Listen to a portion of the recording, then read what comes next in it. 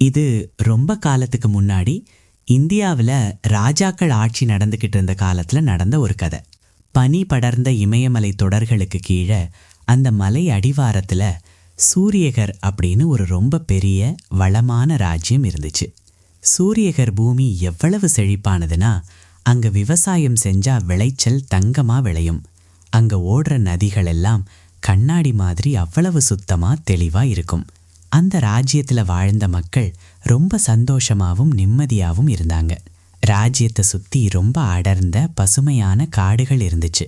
அந்த காடுகளுக்கு பின்னாடி வானத்தை தொடுற அளவுக்கு பெரிய பெரிய மலைகள் அரணாக நின்றுச்சு. ஒரு தாய் எப்படி தன் குழந்தைய தன்னோட அரவணைப்பில் வச்சு வெளியுலக ஆபத்துகள்ல இருந்து காப்பாற்றுவாளோ, அதே மாதிரி இந்த மலைகள் அந்த ராஜ்யத்தை காப்பாத்துச்சு. அந்த ராஜ்யத்தோட அரண்மனை பார்க்கவே ரொம்ப பிரம்மாண்டமாகவும் அழகாகவும் கட்டப்பட்டிருந்துச்சு. அரண்மனையோட தூண்களில் ரொம்ப நுட்பமான தங்க வேலைப்பாடுகள் செய்யப்பட்டிருந்துச்சு. அதை பார்த்தாலே கண்ணு பறிக்கும். அரண்மனைக்கு நடுவில் ஒரு பெரிய தோட்டம் இருந்துச்சு. அங்கே உலகத்தில் இருக்கிற 7 விதமான வண்ணங்களில் பூக்கள் பூத்து குலுங்கும். காலையில் சூரியனோட முதல் கதிர் அரண்மனை மேலே படும்போது அதோட சுவர்கள் எல்லாம் தங்கம் மாதிரி ஜொலிக்கும். அதே மாதிரி சாயங்காலம் விளக்குகள் ஏற்றி விழாக்கள் நடக்கும்போது ஆயிரக்கணக்கான தீப ஒளியில் அந்த அரண்மனை பூமியில் இறங்கி வந்த சொர்க்கம் மாதிரி காட்சியளிக்கும். அந்த மாபெரும் ராஜ்யத்தோட ராஜா பேரு மகாராஜா வீர்சேன். அவர் ரொம்ப தைரியமானவர், நியாயவான். அது மட்டும் இல்லாமல் ரொம்ப புத்திசாலியான மனுஷன். அவர் பார்க்க ரொம்ப கம்பீரமாக இருப்பார். அவரோட கண்களில் ஒரு ஆழமான பார்வையும் தனித்துவமான ஒரு பிரகாசமும் இருக்கும். அவரோட குரல் அவ்வளவு கம்பீரமாகவும் கணீர் என்றும் இருக்கும். அவர் பேச ஆரம்பிச்சா இந்த ராஜா என்ன சொல்கிறாரோ அதை கண்டிப்பாக செய்வாருங்கிற நம்பிக்கை கேட்குறவங்க மனசில் தானாவே வந்துடும்.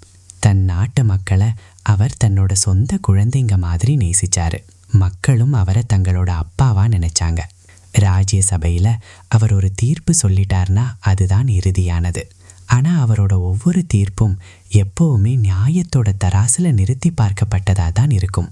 அவரோட ஆட்சியில் அந்த ராஜ்யத்தில் ஒருத்தர் கூட பசியோட தூங்கினதில்லை. யாருக்கும் எந்த அநியாயமும் நடந்ததில்லை.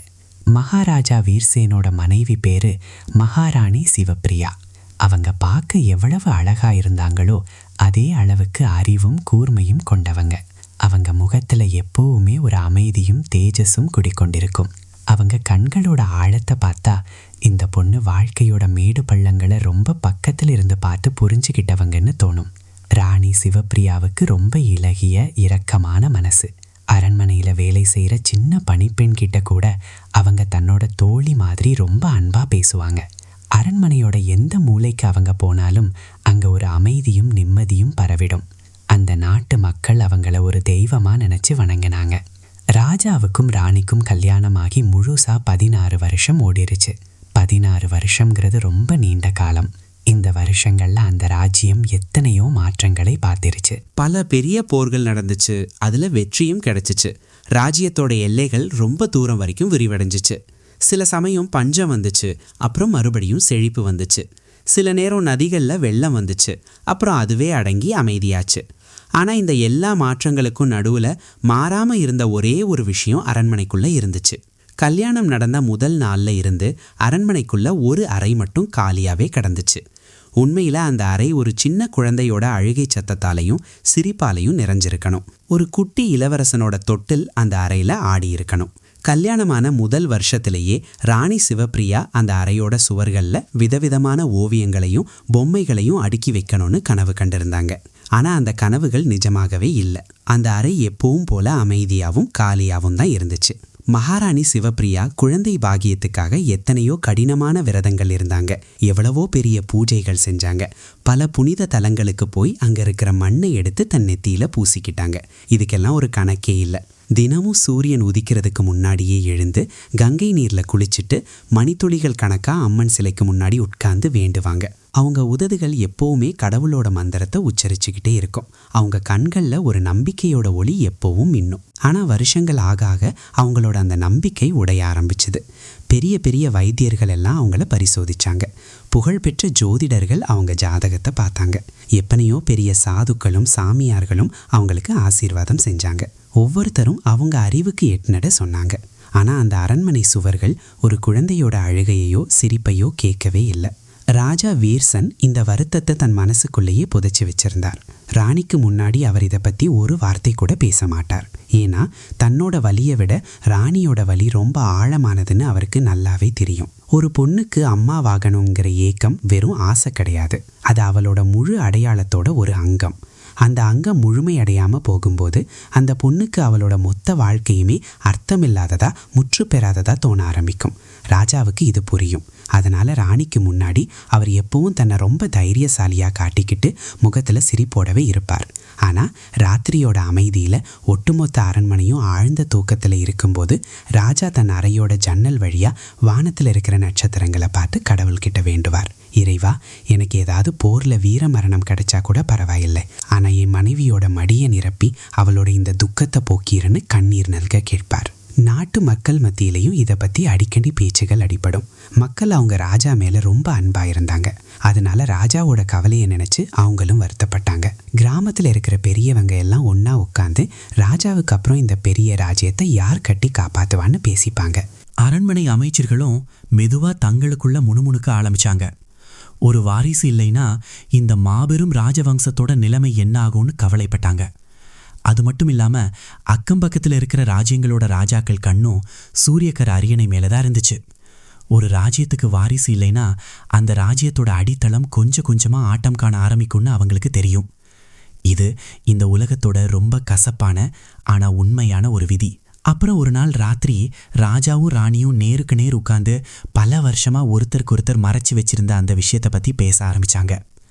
அது ரொம்ப அமைதியான குளிரான ராத்திரி. அரண்மனையோட ஒரு சின்ன அறையில் ஒரு விளக்கு எரிஞ்சிக்கிட்டு இருந்துச்சு. அதோட மெல்லிய வெளிச்சம் அந்த அறை முழுக்க பரவி இருந்துச்சு. ராஜாவும் ராணியும் அங்கே தான் உட்காந்துருந்தாங்க.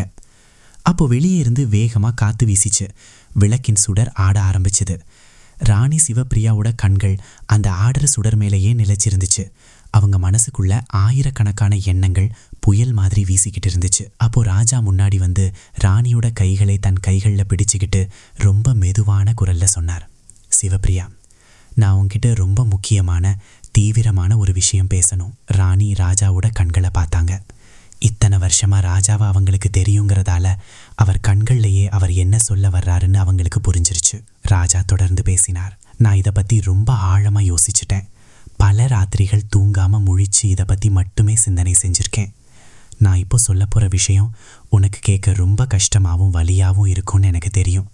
ஆனால் இந்த ராஜ்யத்தோட எதிர்காலத்துக்காக, இங்கே இருக்கிற மக்களுக்காக, ஒருவேளை உன்னோட சொந்த நிம்மதிக்காக கூட இது ரொம்ப அவசியமாயிடுச்சு. நம்ம பக்கத்து நாட்டில் மாலாவ்பூர்னு ஒரு ராஜ்யம் இருக்குது.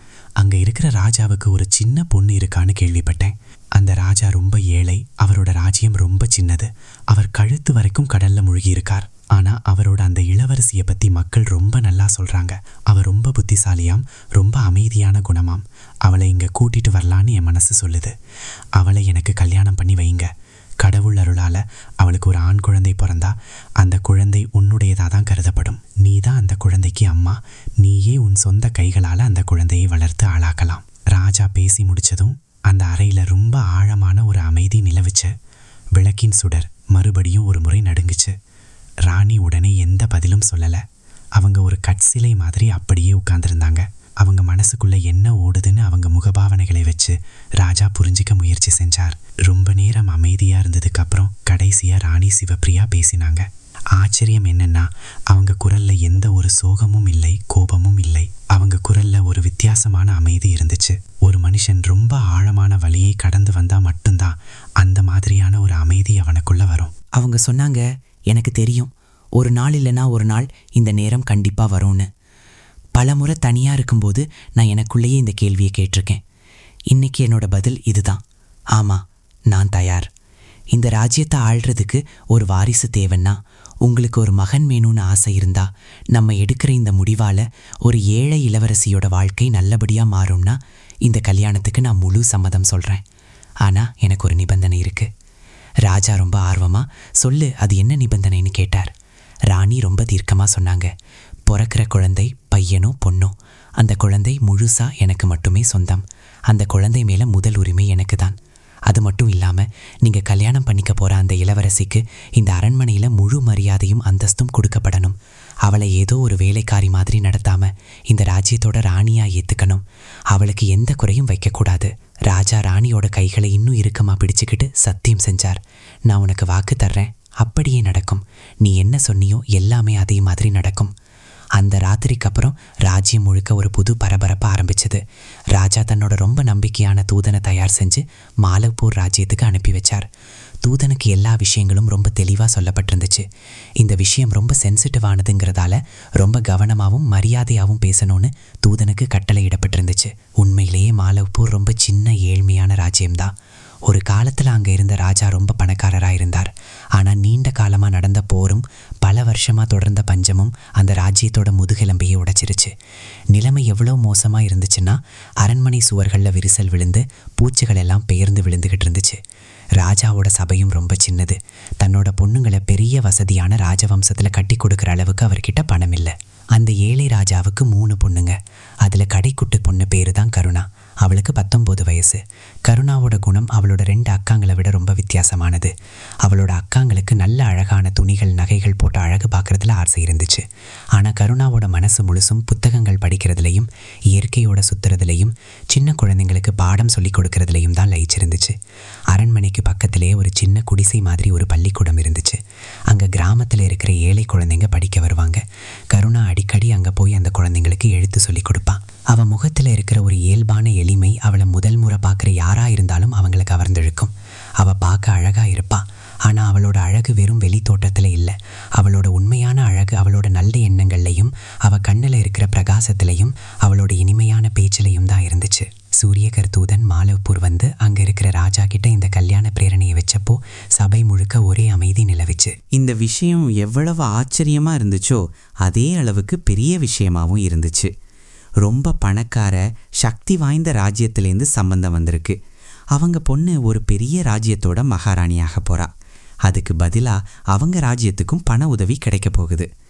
ஆனால் இந்த சம்பந்தத்தோட ஒரு நிபந்தனையும் இணைஞ்சிருந்துச்சு. இந்த கல்யாணம் ஒரு குறிப்பிட்ட நோக்கத்துக்காக நடக்குது. பிறக்கிற குழந்தை முதல் ராணிக்கு சொந்தமானதுன்னு முன்னாடியே முடிவு பண்ணப்பட்டிருந்துச்சு. மாலவ்பூர் ராஜா இந்த விஷயங்களை எல்லாம் தன் பொண்ணு கருணா கிட்ட ரொம்ப விளக்கமாக சொன்னார். அந்த நேரத்தில் கருணா தன் அறையில் உட்காந்து ஒரு பழைய புத்தகத்தை படிச்சுக்கிட்டு இருந்தா. அவங்க அப்பா வந்து நிலைமையை விளக்கி சொன்னப்போ அவள் ரொம்ப அமைதியாக இருந்தா. ஒவ்வொரு விஷயத்தையும் ரொம்ப கவனமாக கேட்டா. அப்புறம் தன் அப்பா கிட்ட 3 கேள்வி கேட்டா. எனக்கு அங்கே ஒரு ராணிக்குரிய மரியாதை கிடைக்குமா? அங்கே இருக்கிற மக்கள் என்கிட்ட நல்லபடியாக நடந்துப்பாங்களா? அப்புறம் ரொம்ப முக்கியமான விஷயம், உலகமே அந்த குழந்தைய வேற ஒரு அம்மாவோட குழந்தைன்னு சொன்னாலும் எனக்கு என் குழந்தை கூட இருக்கவும் அவனை பார்த்துக்கவும் அனுமதி கிடைக்குமா? ராஜா அவளுக்கு ஆறுதல் சொல்கிற விதமாக, ஆமாம்மா, தூதன் ரொம்ப தெளிவாக சொல்லியிருக்கான், உனக்கு முழு மரியாதை கிடைக்கும், குழந்தை மேலே உனக்கும் உரிமை இருக்கும்னு சொன்னார்.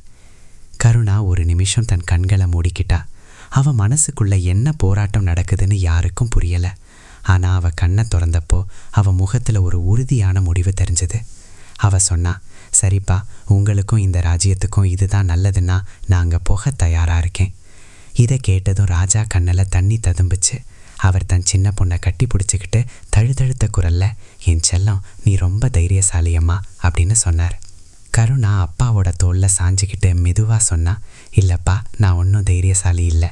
என் தலை விதி எனக்காக இந்த பாதையை தேர்ந்தெடுத்திருக்குன்னு எனக்கு தோணுது. விதி எந்த வழியை காட்டுதோ அதை முகத்தில் சிரிப்போட ஏற்றுக்கிறதுக்கு பேர் தான் உண்மையான வாழ்க்கை. கொஞ்ச நாள் கழித்து கருணாவோட வழி அனுப்பு விழா நாள் வந்துச்சு. அவங்க அம்மா அழுதுகிட்டே இருந்தாங்க. அவள் அக்காங்க அவளை கட்டி பிடிச்சி வழி அனுப்பி வச்சாங்க. என் அரண்மனையில் இருந்த பழைய வேலைக்காரங்க கூட தங்களோட கண்ணீரை அடக்க முடியாமல் அழுதாங்க. கருணா அரண்மனையை விட்டு வெளியே வரும்போது ஒரு கடைசி முறையாக திரும்பி தன்னோட அந்த பழைய அரண்மனையை பார்த்தா. சின்ன வயசில் ஏறி விளையாடின அந்த உடைந்த சுவரை பார்த்தா. தன் கையால் முதல் செடியை நட்ட அந்த சின்ன தோட்டத்தை பார்த்து ரசித்தா. அப்புறம் கண்ணை தொடச்சிக்கிட்டு கனத்த இதயத்தோட முன்னாடி நடந்து போனா. சூரியகர் போகிற வழி ரொம்ப நீளமாகவும் களைப்பு தரதாகவும் இருந்துச்சு. கருணா பல்லக்கு ஜன்னல் வழியாக வெளியே இருக்கிற இயற்கையை பார்த்துக்கிட்டே வந்தா. வழியில் பெரிய பெரிய காடுகள் வந்துச்சு. சலசலன்னு ஓடுற நதிகளை பார்த்தா. சின்ன சின்ன கிராமங்களை எல்லாம் தாண்டி வந்தா. புழுதி படிஞ்ச ரோட்டில் குழந்தைங்க விளையாடுறத பார்த்தா. அவங்கள பார்த்ததும் அவளுக்கு தன்னோட அந்த சின்ன பள்ளிக்கூடமும் அவளை பார்த்ததும் சந்தோஷத்தில் துள்ளி குதிக்கிற அந்த குழந்தைங்களும் ஞாபகம் வந்தாங்க. அவ கண்கள் மறுபடியும் கலங்குச்சு. ஆனால் தன்னை கட்டுப்படுத்திக்கிட்டு ஒரு சொட்டு கண்ணீர் கூட கீழே விழாம பாத்துக்கிட்டா. சூரியகரோட எல்லை ஆரம்பிச்ச உடனே கருணாவோட கண்கள் ஆச்சரியத்துல விரிஞ்சுது. இந்த ராஜ்யம் எவ்வளவு வசதியானது, எவ்வளவு அழகானதுன்னு அவன் நேர்ல பார்த்தா. வயல்வெளிகள்ல பயிர்கள் காத்துல அசைஞ்சாடுச்சு. ரோடுகள் எல்லாம் ரொம்ப சுத்தமாகவும் உறுதியாகவும் போடப்பட்டிருந்துச்சு. வழியில பார்த்த ஒவ்வொரு மனுஷனோட முகத்திலையும் ஒரு திருப்தியும் சந்தோஷமும் தெரிஞ்சது.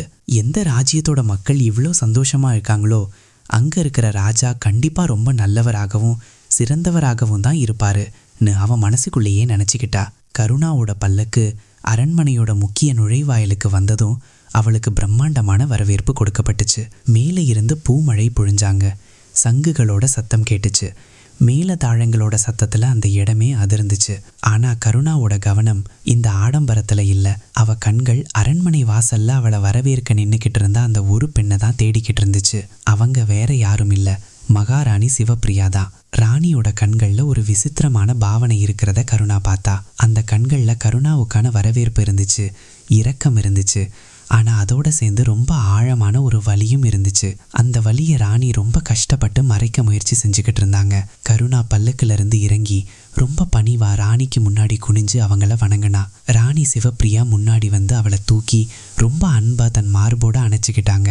அவங்க ரொம்ப மெதுவா கருணாவோட காதுல சொன்னாங்க, நம்ம ராஜ்யத்துக்கு உன்னை வரவேற்கிறேன் கருணா. நீ ரொம்ப தைரியமான பொண்ணு. நீ காட்டின இந்த தைரியத்தை என் உசுறு இருக்கிற வரைக்கும் நான் மறக்க மாட்டேன். ராணியோட தோல்ல கருணா சாய்ஞ்சிருந்த ஒரு நிமிஷத்துல தொலைஞ்சு போன தன் அம்மா மறுபடியும் கிடைச்ச மாதிரி அவளுக்கு தோணுச்சு. சூரியகர் அரண்மனை ரொம்ப பெருசாகவும் ஒரு மாயாஜால கோட்டை மாதிரியும் இருந்துச்சு. கருணா தங்குறதுக்காக முற்றிலும் தனிமையான ரொம்ப ஆடம்பரமான ஒரு அறை தயார் செய்யப்பட்டிருந்துச்சு. அந்த அறை பார்க்க ரொம்ப அழகா இருந்துச்சு. அங்க இருந்த பெரிய பெரிய ஜன்னல்கள் வழியா வெளியே இருக்கிற பூந்தோட்டம் ரொம்ப தெளிவா தெரிஞ்சது. சுவர்கள்ல ரொம்ப அழகான ஓவியங்கள் வரையப்பட்டிருந்துச்சு. ஆனா அந்த முதல் நாள் ராத்திரி மேலைக்காரங்கள் எல்லாம் வேலையை முடிச்சுட்டு போனதுக்கு அப்புறம் அந்த அறையில ஒரே ஒரு விளக்கு மட்டும் எரியும் போது கருணா தனியா உட்கார்ந்து ரொம்ப நேரம் யோசிச்சுக்கிட்டே இருந்தா. இந்த புது வாழ்க்கையை எப்படி எதிர்கொள்றதுன்னு அவளுக்கு புரியல. அவ இந்த ராஜ்யத்தோட ராணி ஆயிட்டா.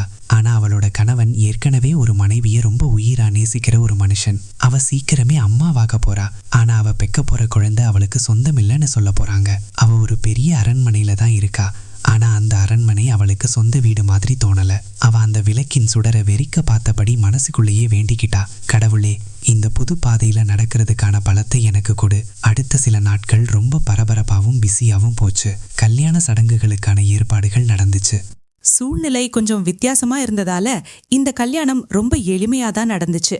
அரண்மனையில இருந்த முக்கியமான அமைச்சர்களுக்கும் அதிகாரிகளுக்கும் உண்மையான காரணம் தெரியும். ஆனா நாட்டு மக்களுக்கு முழு கதையும் சொல்லப்படல. மகாராஜா பக்கத்து நாட்டு இளவரசிய 2வது கல்யாணம் பண்ணிக்கிறாருன்னு மட்டும்தான் மக்களுக்கு தெரியும். கல்யாணம் அன்னைக்கு ராத்திரி தான் கருணா முதல் முறையா மகாராஜா வீர்சென்னை ரொம்ப பக்கத்துல இருந்து கவனமா பார்த்தா. மகாராஜா வீர்சென் பார்க்க ரொம்ப ஊசரமாகவும் அகண்ட தோள்களோட ரொம்ப வலிமையான ஒரு மனுஷனாகவும் இருந்தார். அவர் முகத்தில் எப்பவுமே ஒரு தீவிரம் இருக்கும். அதை முதல் தடவை பார்க்குற யாருக்கும் கொஞ்சம் பயம் வரத்தான் செய்யும். ஆனால் அந்த பயத்தை போக்குற அளவுக்கு அவர் கண்களில் ஒரு மென்மையும் கனிவும் இருக்கிறத கருணா கவனிச்சா. அது மட்டும் இல்லாமல் மகாராஜாவோட பார்வை அடிக்கடி மகாராணி சிவப்பிரியா பக்கம் போகிறதையும் அவ பார்த்தா. அவர் கண்களில் ராணிக்கான ஒரு கவலையும் ஒரு கேள்வியும் இருந்துச்சு. நீ மனசளவில் சரியா இருக்கியா, உனக்கு சம்மதம் தானா அப்படின்னு அவர் வாய் விட்டு கேட்காமலேயே தன் கண்கள் மூலமாக கேட்குற மாதிரி இருந்துச்சு. ஒவ்வொரு முறையும் மகாராணி சிவப்பிரியா தன் கண்கள் மூலமாகவே ஒரு சின்ன புன்னகையை பதிலாக கொடுத்தாங்க. அந்த புன்னகை, ஆமா நான் நல்லா இருக்கேன், இந்த முடிவில் எனக்கு முழு சம்மதம்தான்னு மகாராஜாவுக்கு நம்பிக்கை கொடுத்துச்சு. கருணா இதையெல்லாம் அமைதியாக பார்த்துக்கிட்டு இருந்தா. அவன் மனசில் ஒரு விசித்திரமான உணர்வு தோணுச்சு. இந்த ராஜாவும் ராணியும் ஒருத்தருக்கொருத்தர் பிரிக்க முடியாத அளவுக்கு உண்மையான அன்பை வச்சிருக்காங்கன்னு அவளுக்கு ரொம்ப தெளிவாக புரிஞ்சிருச்சு. இந்த 2 பேரோட பலமான பந்தத்துக்கு நடுவில் தனக்கான ஒரு இடத்தை உருவாக்குறது சாதாரண காரியம் இல்லைன்னு அவளுக்கு புரிஞ்சுது. கல்யாண சடங்குகள் எல்லாம் முடிஞ்சது. புரோகிதர்கள் மந்திரம் படித்தாங்க. அக்னியை சாட்சியாக வச்சு 7 சுற்றுகள் சுற்றி வந்தாங்க. ஆனால் அந்த முழு நேரமும் கருணாவோட மனசில் ஒரே ஒரு வேண்டுதல் தான் ஓடிக்கிட்டு இருந்துச்சு. கடவுளே, இந்த வீட்டில் இருக்கிற எல்லாரையும் சந்தோஷமாக வச்சுக்கோ. மகாராணி, மகாராஜா, அப்புறம் இனிமே இந்த உலகத்துக்கு வரப்போகிற அந்த சின்ன ஜீவன் எல்லாரையும் நல்லபடியாக பார்த்துக்கோன்னு வேண்டிக்கிட்டா. அரண்மனைக்கு வந்த முதல் நாள்ல இருந்தே கருணா அங்கே இருக்கிற வழிமுறைகளையும் விதிகளையும் கற்றுக்கவும் புரிஞ்சிக்கவும் ஆரம்பிச்சா. அவள் எப்பவுமே எந்த வேலைக்காரங்க மேலேயும் கத்த மாட்டா, சத்தம் போட்டும் பேச மாட்டா. மகாராணி சிவப்பிரியா முன்னாடி வரும்போதெல்லாம் எப்பவும் தலை குனிஞ்சு அவங்கள வணங்குவா. அவங்க சொல்கிற ஒவ்வொரு வார்த்தையையும் கட்டளை மாதிரி ஏற்றுக்குவா. அரண்மனையில் நடக்கிற எந்த விஷயத்துலையும் அவளை கேட்காத வரைக்கும் அவள் தலையிட மாட்டா. கருணாவோட இந்த அமைதியான பக்குவமான குணத்தை பார்த்து அரண்மனை வேலைக்காரங்களும் காவலாளிகளும் ரொம்ப ஆச்சரியப்பட்டாங்க. ரெண்டாவதா ஒரு ராணி வந்தா அரண்மனையில் ஒரே சண்டையும் சச்சரவுமாக இருக்கும். சக்களத்தி சண்டை நடக்கும். எப்பவும் ஒரு இறுக்கமான சூழ்நிலை இருக்கும்னு அவங்க நினச்சிருந்தாங்க. ஆனால் கருணாவோட குணம் எப்படி இருந்துச்சுன்னா அவளுக்கு எதிராக யாரும் ஒரு விரலை கூட நீட்ட முடியாது. மகாராணி சிவப்பிரியாவும் அமைதியாக கருணாவை கவனிச்சுக்கிட்டே இருந்தாங்க. அவங்க மனசுக்குள்ள பலவிதமான உணர்ச்சிகள் ஒன்றா சேர்ந்து ஓடிக்கிட்டு இருந்துச்சு. ஒரு பக்கம் கருணாவோட எளிமையும் அவளோட நல்ல குணமும் அவங்க மேல ஒரு அன்பையும் அனுதாபத்தையும் ஏற்படுத்துச்சு. ஆனா இன்னொரு பக்கம் அவங்க மனசோட ஏதோ ஒரு மூலையில அவங்களுக்கே தெரியாம மறைக்க நினைச்ச ஒரு சின்ன வலியும் பொறாமையும் எட்டி பார்த்துச்சு. மகாராஜா வீர்சன்னுக்கும் கருணாவுக்கும் நடுவுல முதல் முறையா ஒரு நீண்ட உரையாடல் அந்த அரண்மனை தோட்டத்துல தான் நடந்துச்சு. மகாராஜா தோட்டத்துல நடந்துகிட்டு இருந்தப்போ தற்செயலா கருணாவும் அங்க வந்தா. ஒரு சின்ன செடி வாடி போய் இருக்கிறத பார்த்து அவள் அதுக்கு தண்ணி ஊற்றிக்கிட்டு இருந்தா. மகாராஜா அவளை பார்த்துட்டு பக்கத்தில் வந்து, நீ இவ்வளோ ஈடுபாட்டோட தண்ணி ஊத்துறியே, இது என்ன செடின்னு கேட்டார். கருணா திரும்பி பார்த்து சொன்னா, மகாராஜா, இது துளசி செடி. என்னோட பிறந்த ஊரான மாலவ்பூர்லேருந்து நான் வரும்போது இதை என் கூடவே எடுத்துகிட்டு வந்தேன். ரொம்ப தூரம் பயணங்கிறதால ஒருவேளை இது காஞ்சி போயிருமோன்னு எனக்கு ரொம்ப பயமாக இருந்துச்சு. ஆனால் பாருங்க, இது புழைச்சிக்கிச்சு. இப்போ இங்கேயும் ரொம்ப பச்சையாக வளருது. ஒரு சின்ன மண்பானையில் வச்சிருந்த அந்த குட்டி செடியை மகாராஜா பார்த்தார். அவர் சிரிச்சுக்கிட்டே, இதை இந்த சின்ன பானையில் வைக்காத, இந்த தோட்டம் ரொம்ப பெருசு, நல்ல வளமான மண் இருக்கு, நீ இதை இங்கேயே தரையில் நட்டு வை, அப்போதான் இது நல்லா படர்ந்து வளரவும் தேவையான வெயில் கிடைக்கவும் வசதியாக இருக்கும்னு சொன்னார். கருணா ரொம்ப மெதுவான குரல்ல சொன்னா, மகாராஜா, இந்த செடி என் பழைய வீட்டோட கடைசி ஞாபகம். இதை நான் பார்க்கும்போதெல்லாம் என் வேர்களை நான் முழுசாக இழந்துடலை, நான் எங்கேயும் தொலைஞ்சு போகலைங்கிற ஒரு நம்பிக்கை எனக்கு வருது. மகாராஜா ஒரு நிமிஷம் அப்படியே உறைஞ்சு நின்றுட்டார். அவர் கருணாவோட கண்களை ஆழமாக பார்த்தார். அந்த கண்களில் ஒரு வித்தியாசமான அலை வந்து வந்து போச்சு. கருணா ஏதோ ரொம்ப ஆழமான ஒரு விஷயத்த சொல்ல நினச்சி அப்புறம் அவளே தன்னை தடுத்துக்கிட்ட மாதிரி இருந்துச்சு.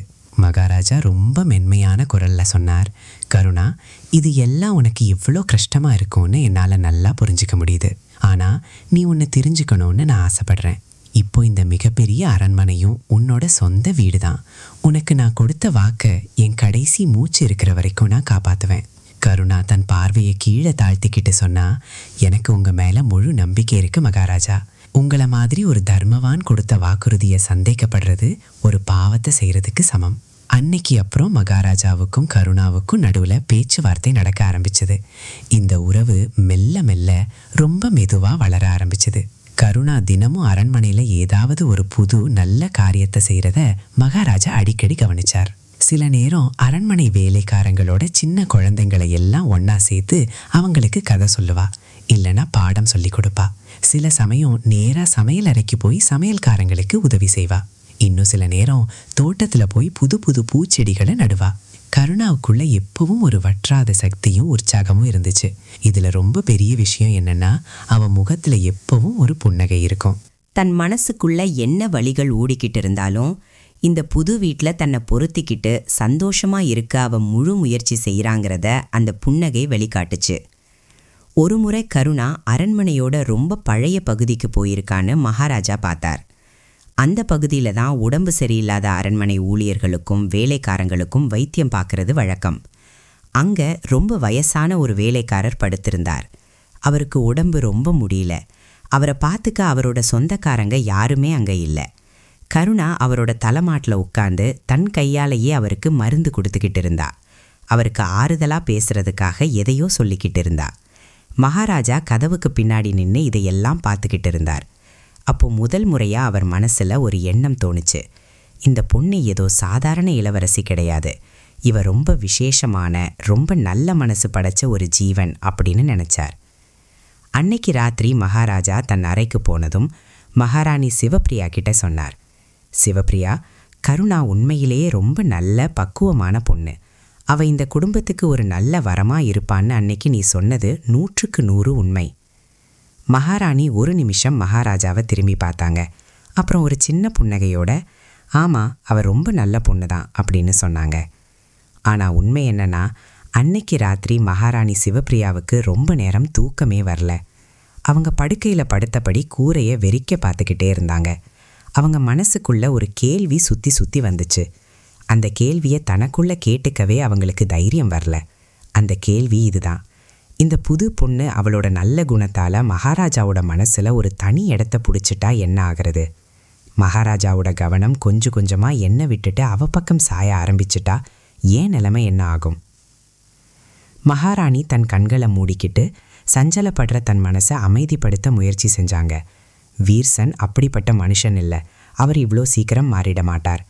அது மட்டும் இல்லாமல் கருணாவும் மற்றவங்களோட உரிமையை பறிக்கிற மாதிரியான பொண்ணு இல்லைன்னு தனக்கு தானே சொல்லிக்கிட்டாங்க. ஆனால் சந்தேகத்தோட விதை ஒரு முறை மனசுக்குள்ளே விழுந்துட்டா சரியான நேரம் வரும்போது அது கண்டிப்பாக முளைக்கத்தான் செய்யும்னு சொல்வாங்களே, அதுதான் நிஜம். பருவங்கள் மாற மாற சந்தோஷமும் அவங்கள தேடி வர ஆரம்பிச்சுது. அரண்மனைக்கு ஒரு நாள் ரொம்ப நல்ல செய்தி வந்துச்சு. கருணா தான் கர்ப்பமாக இருக்கிற அறிகுறிகள் தெரியுதுன்னு மகாராணி சிவப்பிரியா கிட்ட ஜாடையாக சொன்னான். உடனே அந்த ராஜ்யத்தோட ரொம்ப அனுபவம் வாய்ந்த வைத்தியரை கூட்டிட்டு வந்தாங்க. வைத்தியர் கருணாவோட நாடியை பிடிச்சி பார்த்துட்டு சிரிச்சுக்கிட்டே அந்த நல்ல செய்தியை சொன்னார். ஆமாம், இளவரசி கர்ப்பமாக இருக்காங்க. சீக்கிரமே இந்த ராஜவம்சத்துக்கு ஒரு புது வாரிசு வரப்போகுதுன்னு சொன்னார். இந்த செய்தியை கேட்டதும் அரண்மனை முழுக்க ஒரு பெரிய சந்தோஷ அலை பரவிச்சு. பல வருஷங்களோட நீண்ட காத்திருப்புக்கு அப்புறம் கொளுத்துற வெயிலுக்கு பின்னாடி பெய்கிற முதல் மழையில் ஒரு பூ எப்படி மலருமோ அதே மாதிரி மகாராஜாவோட முகம் மலர்ந்துச்சு. அவர் முதல்ல மகாராணி சிவப்பிரியாவை தான் பார்த்தார். ராணியோட கண்கள் சந்தோஷ கண்ணீரால நிறைஞ்சிருந்துச்சு. அவங்க முகத்துல வந்த அந்த புன்னகை ரொம்ப உண்மையாகவும் மனசுக்கு ஆழத்திலிருந்து வந்ததாகவும் இருந்துச்சு. மகாராணி சிவப்பிரியா உடனே கருணா பக்கத்துல போய் அவளோட நெத்தியில அன்பா முத்தமிட்டாங்க. ரொம்ப கனிவான குரல்ல, கருணா, கடைசியா கடவுள் நம்மோட வேண்டுதலை கேட்டுட்டார் அப்படின்னு சொன்னாங்க. கருணா குனிஞ்சு மகாராணியோட கால்களை தொட்டு வணங்கினா. அவளோட கண்கள்லையும் கண்ணீர் இருந்துச்சு. ஆனா அந்த கண்ணீர்ல இருந்தது சந்தோஷமா இல்ல மறைச்சு வச்சிருந்த வலியான்னு அவளுக்கே முழுசா புரிஞ்சிருக்காது. அந்த நாட்கள்ல அரண்மனையோட சூழ்நிலை கொஞ்சம் வித்தியாசமா மாற ஆரம்பிச்சுது. வெளியில பார்க்க எல்லாரும் ரொம்ப சந்தோஷமா இருக்கிற மாதிரி தெரிஞ்சாங்க. ஆனா அந்த சந்தோஷத்தோட திரைக்கு பின்னாடி வேற ஏதோ ஒன்று புகஞ்சிக்கிட்டு இருந்துச்சு. மகாராஜா இப்போ தினமும் கருணாவோட உடல்நிலையை பத்தி விசாரிக்க ஆரம்பிச்சார். வைத்தியர் தினமும் அவளை பரிசோதிக்கிறாரா, அவளோட சாப்பாட்டில் எந்த குறையும் இல்லாமல் பார்த்துக்கப்படுதான்னு அவர் நேரடியாக கவனிச்சார். இது எல்லாமே ஒரு மகாராஜாவோட கடமைதாங்கிறது உண்மை. ஆனால் மகாராஜா எந்த முறையில் எந்த அளவுக்கு ஈடுபாட்டோட இதை செஞ்சாருங்கிறதுல வெறும் கடமையை தாண்டி வேற ஏதோ ஒன்றும் தெரிஞ்சது. ஒரு நாள் சாயங்கால நேரம் கருணா தோட்டத்தில் இருந்த ஒரு பெஞ்ச் மேலே உட்காந்துருந்தா. அவளுக்கு கொஞ்சம் சோர்வா இருந்ததால வைத்தியர் அவளை அதிகமாக நடமாட வேணான்னு சொல்லியிருந்தார். ஒரு பழைய மாமரத்தோட நிழல்ல உட்காந்து மறையிற சூரியனை பார்த்துக்கிட்டு இருந்தா. அப்போ மகாராஜா அங்க வந்தார். கருணாவோட முகத்துல ஒரு சோகம் இருக்கிறத பார்த்த அவ ஏதோ தீவிரமா யோசிச்சுக்கிட்டு இருக்கான்னு புரிஞ்சுக்கிட்டார். மகாராஜா அவ பக்கத்துல உட்காந்து ரொம்ப அன்பா கேட்டார், கருணா, நீ அப்படி என்னதான் ஆழமான சிந்தனையில மூழ்கி இருக்க? கருணா ஒரு பெருமூச்சு விட்டுட்டு சொன்னா, மகாராஜா, நான் வேற ஒன்றும் யோசிக்கல. இனி வரப்போற அந்த குழந்தை எப்படி இருக்கும் தான் யோசிச்சுக்கிட்டு இருக்க. அவனோட கண்ணி எப்படி இருக்கும், அவனோட சிரிப்பு எப்படி இருக்கும், அவன் வளர்ந்து பெரிய ஆளாகி என்ன ஆவான் அப்படின்னு நினைச்சு பார்த்தேன். மகாராஜா சிரிச்சுக்கிட்டே சொன்னார், அவன் கண்டிப்பா ரொம்ப நல்லவனாகவும் தைரியசாலியாகவும் தான் இருப்பான். ஏன்னா அவன் ஒரு ரொம்ப நல்ல அம்மாவோட குழந்தை. நல்ல அம்மாவோட குணங்கள் கண்டிப்பா குழந்தைகிட்டையும் வரும். கருணா மகாராஜாவை நிமிர்ந்து பார்த்து ரொம்ப அமைதியான குரல்ல சொன்னான், மகாராஜா, உண்மையில நான் அவனுக்கு அம்மா இல்லை. அவனோட உண்மையான அம்மான்னு மகாராணி சிவப்பிரியா தான் அழைக்கப்படுவாங்க. மகாராஜா கொஞ்ச நேரம் அமைதியாயிட்டார். அவருக்கு என்ன சொல்றதுன்னே தெரியல. அப்புறம் மெதுவா சொன்னார், கருணா, இங்க பாரு, குழந்தையை பெத்தெடுக்கிற அந்த பயங்கரமான வலியை தாங்குறவளும் அம்மா தான். தன்னோட முழு உசிரையும் கொடுத்து அந்த குழந்தைய வளர்த்து ஆளாக்குறவளும் அம்மா தான். அதனால என்ன பொறுத்த வரைக்கும் நீங்க 2 பேருமே இந்த குழந்தைக்கு அம்மா தான். இதை கேட்டதும் கருணாவோட கண்கள்ல கண்ணீர் முட்டிக்கிட்டு வந்துச்சு. மகாராஜா தன் கண்ணீரை பாத்திரக்கூடாதுன்னு அவ முகத்தை வேற பக்கம் திருப்பிக்கிட்டா. ஆனா மகாராஜா அவ கண்ணில் இருந்த அந்த ஈரத்தை பார்த்துட்டார். அன்னைக்குதான் மகாராஜாவுக்கு முதல் முறையா ஒரு விஷயம் ரொம்ப ஆழமா உரைச்சுது. கருணா ஏதோ ஒரு ஒப்பந்தத்துக்காக இங்க வந்த ஒரு சாதாரண இளவரசி கிடையாது.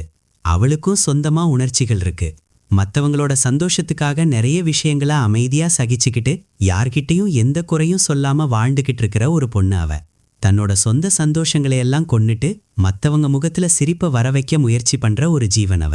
இந்த உணர்வு மகாராஜாவோட மனசுல வந்த அந்த நிமிஷத்துல இருந்து கருணா மேல அவருக்கு ஒரு புதுமையான மரியாதையான ஒரு உணர்வு பிறக்க ஆரம்பிச்சது. அந்த உணர்வு என்னன்னு பேரு சொல்லக்கூட மகாராஜாவுக்கு பயமா இருந்துச்சு. அன்னைக்கு ராத்திரி மகாராஜா தன் அறைக்கு திரும்பியப்போ மகாராணி சிவப்பிரியா இன்னும் தூங்காம முழிச்சுக்கிட்டு இருந்தாங்க. மகாராஜா அவங்க பக்கத்துல உட்கார்ந்து ரொம்ப இயல்பா சொன்னார், சிவப்பிரியா, உனக்கு ஒன்று தெரியுமா? கருணா உண்மையிலேயே ரொம்ப விசேஷமான ஒரு மகத்துவமான பொண்ணு. மகாராணி திரும்பி பார்க்காமலேயே மெதுவா ஆமா அப்படின்னு மட்டும் சொன்னாங்க. மகாராஜா மறுபடியும் சொன்னார், அவ தன்னோட இந்த சின்ன வயசுலேயே இந்த ராஜ்யத்துக்காகவும் நமக்காகவும் ரொம்ப பெரிய தியாகம் பண்ணிருக்கா. அவளோட இந்த நன்றியை நாம நம்ம உசுறு இருக்கிற வரைக்கும் மறக்கக்கூடாது. மகாராணி மறுபடியும் வெறும் ஆமா அப்படின்னு மட்டும்தான் சொன்னாங்க. மகாராஜா கொஞ்ச நேரத்திலேயே தூங்கிட்டார். ஆனா மகாராணியோட கண்கள் ராத்திரி முழுக்க கூரையையே வெறித்து பார்த்தபடி முழிச்சிருந்துச்சு. அந்த ராத்திரி மகாராணி சிவப்பிரியாவோட மனசுல இருந்த அந்த சின்ன சந்தேக விதை இன்னும் கொஞ்சம் பெருசா வளர ஆரம்பிச்சுது. அவங்க மனசுக்குள்ள ஒரு கேள்வி திரும்ப திரும்ப மின்னல் மாதிரி வெட்டிட்டு இருந்துச்சு. அந்த கேள்வியை அவங்க மனசை விட்டு துரத்த நினைச்சாங்க. அது என்ன கேள்வினா, கருணா தன் நல்ல குணத்தால ராஜாவோட மனசுல இவ்வளவு உறுதியான இடத்த பிடிச்சிட்டா, அப்போ என்னோட அடையாளம் என்னவா இருக்கும்? ராஜாவோட மனசு முழுசா அவ பக்கம் சாஞ்சிருச்சுன்னா என்ன ஆகிறது? மகாராணி கண்ணை மூடிக்கிட்டு சஞ்சலப்படுற தன் மனசை நிலைநிறுத்த முயற்சி செஞ்சாங்க. இல்லவே இல்ல, மகாராஜா வீர்சன் அவ்வளவு பலவீனமானவர் இல்ல, கருணாவும் அப்படிப்பட்ட ஏமாத்துக்காரி இல்லைன்னு பல தடவை தனக்கு தானே சொல்லிக்கிட்டாங்க. ஆனா சொல்வாங்களே, மனசுக்குள்ள ஒரு பயமோ சந்தேகமோ வந்துட்டா அது காலப்போக்குல வளரத்தான் செய்யும். நேரம் அதோட வேகத்துல ஓடிக்கிட்டே இருந்துச்சு. பருவங்களும் மாறிக்கிட்டே வந்துச்சு. கருணா இப்போ நிறை மாத கர்ப்பிணியா இருந்தா. அரண்மனை முழுக்க அவளை பாத்துக்கிற வேலைகள்ல தான் பிஸியா இருந்துச்சு. மகாராணி சிவப்பிரியா தானே முன்னாடி நின்னு அவளுக்காக விசேஷமான மூலிகைகளையும் கஷாயங்களையும் தயார் செஞ்சு கொடுத்தாங்க. ஒரு நாளைக்கு பல தடவை அவங்க கருணாவோட அறைக்கு போய் அவ நேரத்துக்கு சாப்பிட்டாளான்னு நேரடியா கவனிச்சாங்க. ராணியோட இந்த அன்பும் அக்கறையும் வெறும் நடிப்பு கிடையாது, அது ரொம்ப உண்மையானதுதான். ஆனா இந்த உண்மையான அன்போட சேர்ந்து அவங்களுக்குள்ள ஒரு பயமும் தொடர்ந்து வளர்ந்துகிட்டே வந்துச்சு. அந்த பயம் அவங்கள நிம்மதியா தூங்க விடல. ஒரு நாள் அரண்மனையில இருந்த ரொம்ப பழைய வேலைக்காரன் ஒருத்தன் வேலை செஞ்சுக்கிட்டே மகாராணி கிட்ட சொன்னான், மகாராணி அம்மா, இளவரசி கருணாவோட முகம் நாளுக்கு நாள் ரொம்ப பொலிவா மாறிக்கிட்டே போகுது. பொதுவா கர்ப்ப காலத்துல எல்லா பொண்ணுங்களோட முகமும் பிரகாசமா இருக்கும்னு சொல்லுவாங்க. ஆனா இவங்களோட தேஜஸ் வேற லெவல்ல இருக்கு. பார்க்க அப்படியே ஒரு தெய்வம் மாதிரி இருக்காங்க அப்படின்னு சொன்னான். மகாராணி அந்த நேரத்துல அந்த வேலைக்காரன் கிட்ட எதுவும் சொல்லல. ஆனா அந்த வார்த்தைகள் அவங்க மனசுக்குள்ள ஒரு முள் மாதிரி குத்துச்சு. ஒரு நாள் மதிய நேரம் இளவரசி கருணா அவளாகவே மகாராணி சிவப்பிரியாவோட அறைக்கு நடந்து வந்தா. அவ ரொம்ப மரியாதையோட மகாராணியோட கால்களை தொட்டு வணங்கிட்டு அங்கேயே கீழே உட்கார்ந்தா. 2 பேருக்கும் நடுவுல ரொம்ப நேரம் பல விஷயங்களை பத்தி பேச்சு நடந்துச்சு. மகாராணி அவகிட்ட அவளோட பிறந்த ஊரான மாலவ்பூர் பத்தி கேட்டாங்க. அவளோட சின்ன வயசு கதைகளை எல்லாம் கேட்டு தெரிஞ்சுக்கிட்டாங்க. கருணா எல்லாமே ரொம்ப எளிமையா சொன்னா. அவ பேசும்போது அவ குரல்ல ஒரு உண்மையும் இனிமையும் தெரிஞ்சுது. இந்த காலத்துல அந்த மாதிரி குணம் ரொம்ப கம்மி பேருக்கு தான் இருக்கும். மகாராணி திடீர்னு அவகிட்ட ஒரு கேள்வி கேட்டாங்க. கருணா, உனக்கு இதையெல்லாம் பார்க்கும்போது எப்பவும் பயமா இருக்காதா? கருணா கொஞ்ச நேரம் யோசிச்சுட்டு ரொம்ப ஆழமான ஒரு பதில சொன்னா. பயமா இருக்கும் மகாராணி, ரொம்ப பயமா இருக்கும். ஆனா அந்த பயத்தை விட ரொம்ப பெரிய விஷயம் ஒன்று இருக்கு. அதுதான் எனக்கு தைரியத்தை கொடுத்து முன்னாடி நடக்க வைக்குது. மகாராணி ரொம்ப ஆர்வமா அது என்ன விஷயம்னு கேட்டாங்க. கருணா சொன்னா, இந்த உலகத்துல நடக்கிற ஒவ்வொரு விஷயத்துக்கும் பின்னாடியும் கடவுளோட ஏதோ ஒரு பெரிய நோக்கம் கண்டிப்பா இருக்கும்னு எனக்கு முழு நம்பிக்கை இருக்கு. நான் என் வீடு நாட்டை எல்லாம் விட்டுட்டு இங்க வந்திருக்கேன்னா அதுக்கு பின்னாடியும் ஏதோ ஒரு காரணம் இருக்கும். அந்த காரணத்தை ரொம்ப நேர்மையா நிறைவேற்றுறது தான் என்னோட கடமை. மற்ற எல்லாத்தையும் நான் கடவுள் கையில விட்டுடுவேன். மகாராணி சிவப்பிரியா கருணாவோட இந்த வார்த்தைகளை கேட்டதும் அவங்க மனசு நெகிழ்ந்துருச்சு. அவங்க ரொம்ப உணர்ச்சி வசப்பட்டு கருணாவோட கைகளை தன் கைகளில் பிடிச்சிக்கிட்டு சொன்னாங்க, நீ உண்மையிலேயே எனக்கு ஒரு தங்கச்சி மாதிரி தான். கருணா மகாராணியோட கண்களை பார்த்தப்போ நிஜமாகவே அவளுக்கு ஒரு அக்கா கிடைச்ச மாதிரி அவ உணர்ந்தா. ஆனா வாழ்க்கையோட பாதைகள் எப்பவும் இவ்வளோ நேரானதாகவும் சுலபமானதாகவும் இருக்காது. அன்னைக்கு ராத்திரியே அரண்மனையில ஒரு சின்ன சம்பவம் நடந்துச்சு. அங்கிருந்து தான் இந்த கதையோட 2வது பகுதி, அதாவது பார்ட் 2 ஆரம்பிக்க போகுது.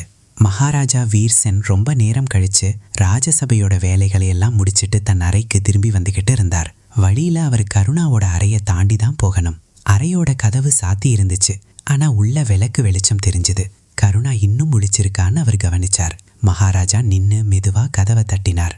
கருணா அவரோட குரலை அடையாளம் கண்டுபிடிச்சு மகாராஜா உள்ள வாங்கன்னு சொன்னா. மகாராஜா உள்ள போய் பார்த்தப்போ கருணா ரொம்ப பழைய புத்தகம் ஒன்ன படிச்சுக்கிட்டே இருந்தா. அவர் கேட்டார், இவ்வளவு நேரம் ஆச்சு, உனக்கு இன்னும் தூக்கம் வரலையா? உடம்புக்கு எதுவும் கஷ்டமா இருக்கா? கருணா சிரிச்சுக்கிட்டே சொன்னா, இல்ல மகாராஜா, இப்போல்லாம் தூக்கம் கொஞ்சம் கம்மியா தான் வருது. வயிற்றுக்குள்ள குழந்தையும் ரொம்ப ஒதிக்குது. மகாராஜா சத்தமா சிரிச்சார். அவரோட அந்த சிரிப்பு ரொம்ப தெளிவாவும் மனசார வந்த சிரிப்பாவும் இருந்துச்சு. அவர் கேட்டார், நீ இப்போ என்ன புத்தகம் படிச்சுக்கிட்டு இருக்க? கருணா அந்த புத்தகத்தை காட்டுனா. அது ராமாயணம். மகாராஜா அங்கேயே உட்கார்ந்துட்டு ராமாயணத்துல எந்த பகுதியை படிச்சுக்கிட்டு இருக்குன்னு கேட்டார். கருணா சொன்னா, நான் இப்போ ஆரண்ய காண்டம் படிச்சுக்கிட்டு இருக்கேன். அதுலதான் சீதா பிராட்டி வனவாசம் போன கதை வருது. மகாராஜா ஆச்சரியமா, ஏன் வனவாச கதையை படிக்கிறேன்னு கேட்டார். கருணா ரொம்ப அழகான ஒரு புன்னகையோட சொன்னா, மகாராஜா, நான் சீதா பிராட்டியோட வாழ்க்கையிலிருந்து நிறைய கத்துக்க வேண்டியிருக்கு. அவங்க தன் வாழ்க்கையில எல்லாத்தையும் விட்டு கொடுத்தாங்க, பெரிய பெரிய கஷ்டங்களை அனுபவிச்சாங்க. ஆனா தன் ஆன்மாவோட புனிதத்தையும் தன் ஒழுக்கத்தையும் என்னைக்குமே கைவிடல. நானும் என் வாழ்க்கையில அதே மாதிரி தான் இருக்கணும்னு நினைக்கிறேன். மகாராஜா அமைதியா கருணாவையே பார்த்துக்கிட்டு இருந்தார். அந்த ஒரு நிமிஷம் அமைதியில வார்த்தையால விவரிக்க முடியாத ஏதோ ஒன்று இருந்துச்சு. மகாராஜாவோட அந்த பார்வையில கருணா மேல ஒரு ரொம்ப ஆழமான மரியாதையும் ஒரு தனித்துவமான அங்கீகாரமும் மறைஞ்சிருந்துச்சு. சரியா அதே நேரத்துல அரண்மனையோட இன்னொரு மூலையில மகாராணி சிவப்பிரியா தன் அறையை விட்டு வெளியே வந்திருந்தாங்க. கருணாவோட அறைக்கதவு மூடி இருக்கு. உள்ள இருந்து மகாராஜாவோட காலடி சப்தம் கேக்குதுங்கிறத அவங்க தன் சொந்த கண்களால பார்த்தாங்க. மகாராணி ஒரு வார்த்தை கூட பேசாம அமைதியா திரும்பி தன் அறைக்கு போயிட்டாங்க. உள்ள போய் தன் அறையோட கதவு மூடிக்கிட்டாங்க. அவங்க வாழ்க்கையிலேயே முதல் முறையா அவங்க கண்கள்ல இருந்து வந்த கண்ணீர் சோகத்தால வந்த கண்ணீர் கிடையாது. அது யாருக்கோ பயந்தும் ஒரு அறிமுகம் இல்லாத பொறாமையாலையும் வந்த கண்ணீர். அன்னைக்கு ராத்திரி மகாராணி சிவப்பிரியா தன் அறையோட கதவை வேகமா சாத்தினப்போ அது வெறும் மரக்கதவை சாத்தினது மட்டும் கிடையாது.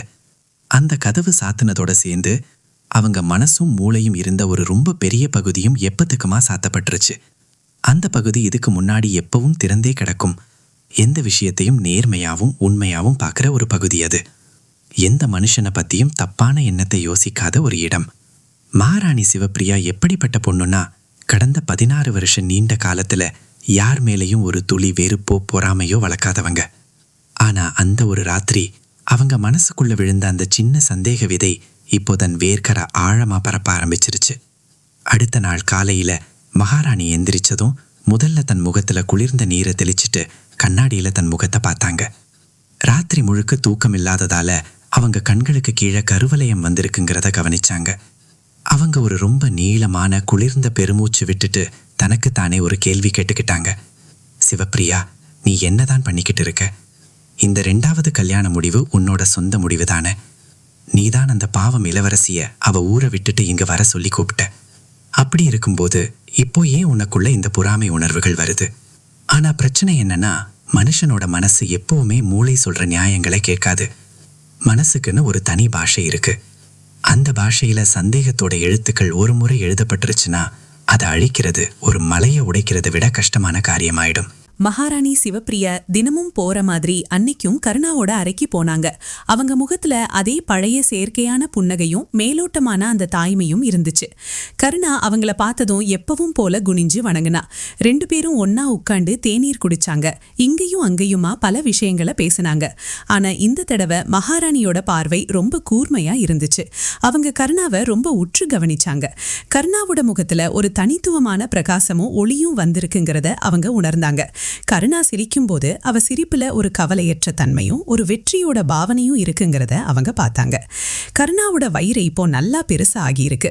அவ முழுமையா ஒரு அம்மாவோட உருவத்துக்கு மாறிட்டாங்கிறதையும் அவங்க பார்த்தாங்க.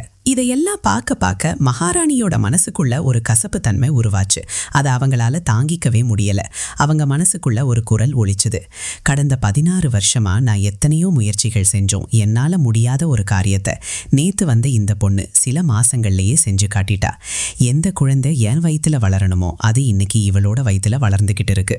உலகத்தோட பார்வைக்கு அந்த குழந்தை என்னோடதுன்னு பேர் வருங்கிறது உண்மைதான். ஆனா வெறும் காகிதத்துல என் பேர் இருக்கிறதால மட்டும் நான் அந்த குழந்தைக்கு உண்மையான அம்மா ஆயிட முடியுமா? இந்த கேள்வி ஒரு பட்டாக்கத்தியோட முனை மாதிரி ரொம்ப கூர்மையாவும் குத்துற மாதிரியும் இருந்துச்சு. மகாராணி திரும்பவும் தன் அறைக்கு வந்து தன் குலதெய்வ சிலைக்கு முன்னாடி கண்ணை மூடிக்கிட்டு உட்கார்ந்தாங்க. ரொம்ப நேரம் அவங்க ஒரு கல் மாதிரி அங்கேயே உட்கார்ந்திருந்தாங்க. அவங்க மனசுக்குள்ள ஒரு மிகப்பெரிய போர் நடந்துகிட்டு இருந்துச்சு. ஒரு பக்கம் அந்த பழைய சிவப்பிரியா இருந்தா. அவ ரொம்ப மென்மையானவ, புத்திசாலி. கருணா முழுமையா எந்த தப்புமே செய்யாதவ. அவ மேல எந்த குத்தமும் இல்லைங்கிறது அவளுக்கு தெரியும். ஆனா இன்னொரு பக்கம் அந்த புது சிவப்பிரியா நின்னா. 16 வருஷ குழந்தை இல்லாத ஏக்கம் அவளை பாரமா அழுத்திக்கிட்டு இருந்துச்சு. அவ இப்போ ரொம்ப களைத்து போயிருந்தா. அவளோட இடம் பறிபோயிருமோங்கிற பயத்துல நடுங்கிக்கிட்டு இருந்தா. அன்னைக்கு அப்புறம் மகாராணி சிவப்பிரியாவோட நடவடிக்கையில ரொம்ப சின்னதா ஒரு மாற்றம் வர ஆரம்பிச்சுது. இந்த மாற்றம் எவ்வளவு மெதுவா இருந்துச்சுன்னா அரண்மனையில் இருக்கிற எந்த சாதாரண மனுஷனாலும் இதை ஈஸியா கண்டுபிடிக்க முடியாது. வெளியிலிருந்து பார்க்குறப்போ கருணா கிட்ட அவங்க பழையபடியே நல்லபடியாகவும் மரியாதையாகவும் தான் நடந்துக்கிட்டாங்க. ஆனா இப்போ அவங்க ஒவ்வொரு சின்ன விஷயத்தையும் ரொம்ப நுட்பமா கவனிக்க ஆரம்பிச்சாங்க. மகாராஜா ஒரு நாள்ல எத்தனை தடவை கருணாவோட அரை பக்கம் போறாருன்னு அமைதியா கணக்கு வைக்க ஆரம்பிச்சாங்க. அரண்மனை வேலைக்காரிகள் தங்களுக்குள்ள என்ன கிசுகிசுக்கிறாங்கன்னு சுவருக்கு பின்னாடி மறைஞ்சிருந்து கேட்க ஆரம்பிச்சாங்க. இப்போ ஒவ்வொரு சின்ன விஷயமும் அவங்க மனசுக்குள்ள ஒரு பெரிய கேள்வியை எழுப்ப ஆரம்பிச்சுது. அரண்மனை அதிகாரிகள் மற்றும் அமைச்சர்கள் மத்தியிலையும் கொஞ்சம் கொஞ்சமா இந்த பேச்சு பரவ ஆரம்பிச்சிருச்சு. அரசியல்ல நல்லா கைதேர்ந்து சில அதிகாரிகள் இதை கவனிச்சாங்க. மகாராஜாவோட கவனம் இப்போ கருணா பக்கம் கொஞ்சம் அதிகமாவே திரும்புதுன்னு அவங்க நினைச்சாங்க. தங்களோட தந்திர புத்தியால இதுக்கு பல அர்த்தங்களை கற்பிக்க ஆரம்பிச்சாங்க. சபையில ரொம்ப வயசான அனுபவம் வாய்ந்த ஒரு அமைச்சர் இருந்தார். அவர் பேரு சுமந்தரன். சுமந்தரன் ரொம்ப தந்திரமான வஞ்சகம் நிறைஞ்ச மனுஷன். அவர் ஒரு நாள் சரியான நேரத்தை பார்த்து மகாராணி சிவப்பிரியாவை தனியா சந்திச்சு பேசினார். சுமந்தரன் ரொம்ப தாழ்ந்த குரல்ல ரொம்ப கவனமா தன் பேச்ச ஆரம்பிச்சார். அவர் சொன்னார், மகாராணி அம்மா, நான் உங்களோட பழைய விசுவாசி. எப்பவுமே உங்களுக்கு நல்லது நடக்கணும்னு தான் நான் நினைப்பேன். அதனால ஒரு கசப்பான உண்மையை உங்ககிட்ட சொல்ல வேண்டியது என்னோட கடமை. இந்த இளவரசி கருணா பார்க்கறதுக்கு எவ்வளோ சாதுவா தெரிகிறாளோ அவ அவ்வளோ சாது கிடையாது. அவ ரொம்ப கெட்டிக்காரி. இப்போ உங்க முன்னாடி ரொம்ப அடக்கமாவும் பாவம் மாதிரியும் நடந்துக்கிறா. ஆனா குழந்தை பிறந்த உடனே உண்மையான அதிகாரம் அவ கையில தான் இருக்கும்னு அவளுக்கு நல்லா தெரியும். ஏன்னா அந்த குழந்தைய பெத்த உண்மையான அம்மா அவதான். மகாராணி, நான் சொல்றத நம்புங்க. சரியான நேரம் வரும்போது அவ தன்னோட உண்மையான சுயரூபத்தை காட்டுவா. நீங்க இப்பவே உஷாரா இருக்கிறது நல்லது. மகாராணி சுமந்திரனோட கண்களை நேருக்கு நேர் பார்த்தாங்க. இந்த வயசான அமைச்சர் அரண்மனைக்குள்ள அரசியல் விளையாட்டு விளையாடுறதுல கெட்டிக்காரர்னு அவங்களுக்கு நல்லாவே தெரியும். அவங்க ரொம்ப கராராக சொன்னாங்க, சுமந்திரன், கருணா ரொம்ப நல்ல தூய்மையான மனசை படைச்ச ஒரு பொண்ணு. அவளை பத்தி நான் இவ்வளோ கீழ்த்தரமா எப்பவும் நினைக்க மாட்டேன். சுமந்திரன் தன் முகத்துல ஒரு மர்மமான புன்னகையை வர வச்சுக்கிட்டு சொன்னார், மகாராணி அம்மா, இந்த உலகத்தோட இயல்பே இதுதான். எவ்வளோ பெரிய நல்லவங்களா இருந்தாலும் தன்னோட குழந்தையோட எதிர்காலம்னு வரும்போது அவங்க மாறிடுவாங்க. அது அவங்க தப்பு கிடையாது, அது இயற்கையோட விதி. நீங்க எப்பவும் உங்க கண்களை திறந்து வச்சுக்கோங்க. இதுதான் என்னோட ஆலோசனை. சுமந்திரன் தன் பேச்சை முடிச்சுட்டு அங்கிருந்து போயிட்டார். ஆனா மகாராணி சிவப்பிரியா ரொம்ப நேரம் அங்கேயே அந்த தூண்ல சாஞ்சபடி உட்கார்ந்துருந்தாங்க. தான் சுமந்திரன் பேச்சை நம்பலன்னு தனக்கு தானே மனசுக்குள்ள சொல்லிக்கிட்டாங்க. ஆனா சொல்வாங்களே, காது கொடுத்து கேட்கறவங்களுக்கு ஒரு சொட்டு விஷமே போதும்னு. அந்த வார்த்தைகள் அவங்க காதுக்குள்ள ஒரு பயங்கரமான எதிரொலி மாதிரி திரும்ப திரும்ப கேட்டுக்கிட்டே இருந்துச்சு. இங்க மகாராஜா வீர்சன் தன்னோட ராஜ்ய வேலைகள்ல ரொம்ப தீவிரமா ஈடுபட்டிருந்தார். நாட்டுல உடனே கவனிக்க வேண்டிய பல பிரச்சனைகள் இருந்துச்சு. பக்கத்து ராஜ்யத்தோட வியாபார விஷயமா சில கருத்து வேறுபாடுகள் போய்கிட்டு இருந்துச்சு. ராஜ்யத்தோட தென்பகுதியில பயங்கரமான வெள்ளம் வந்திருந்துச்சு.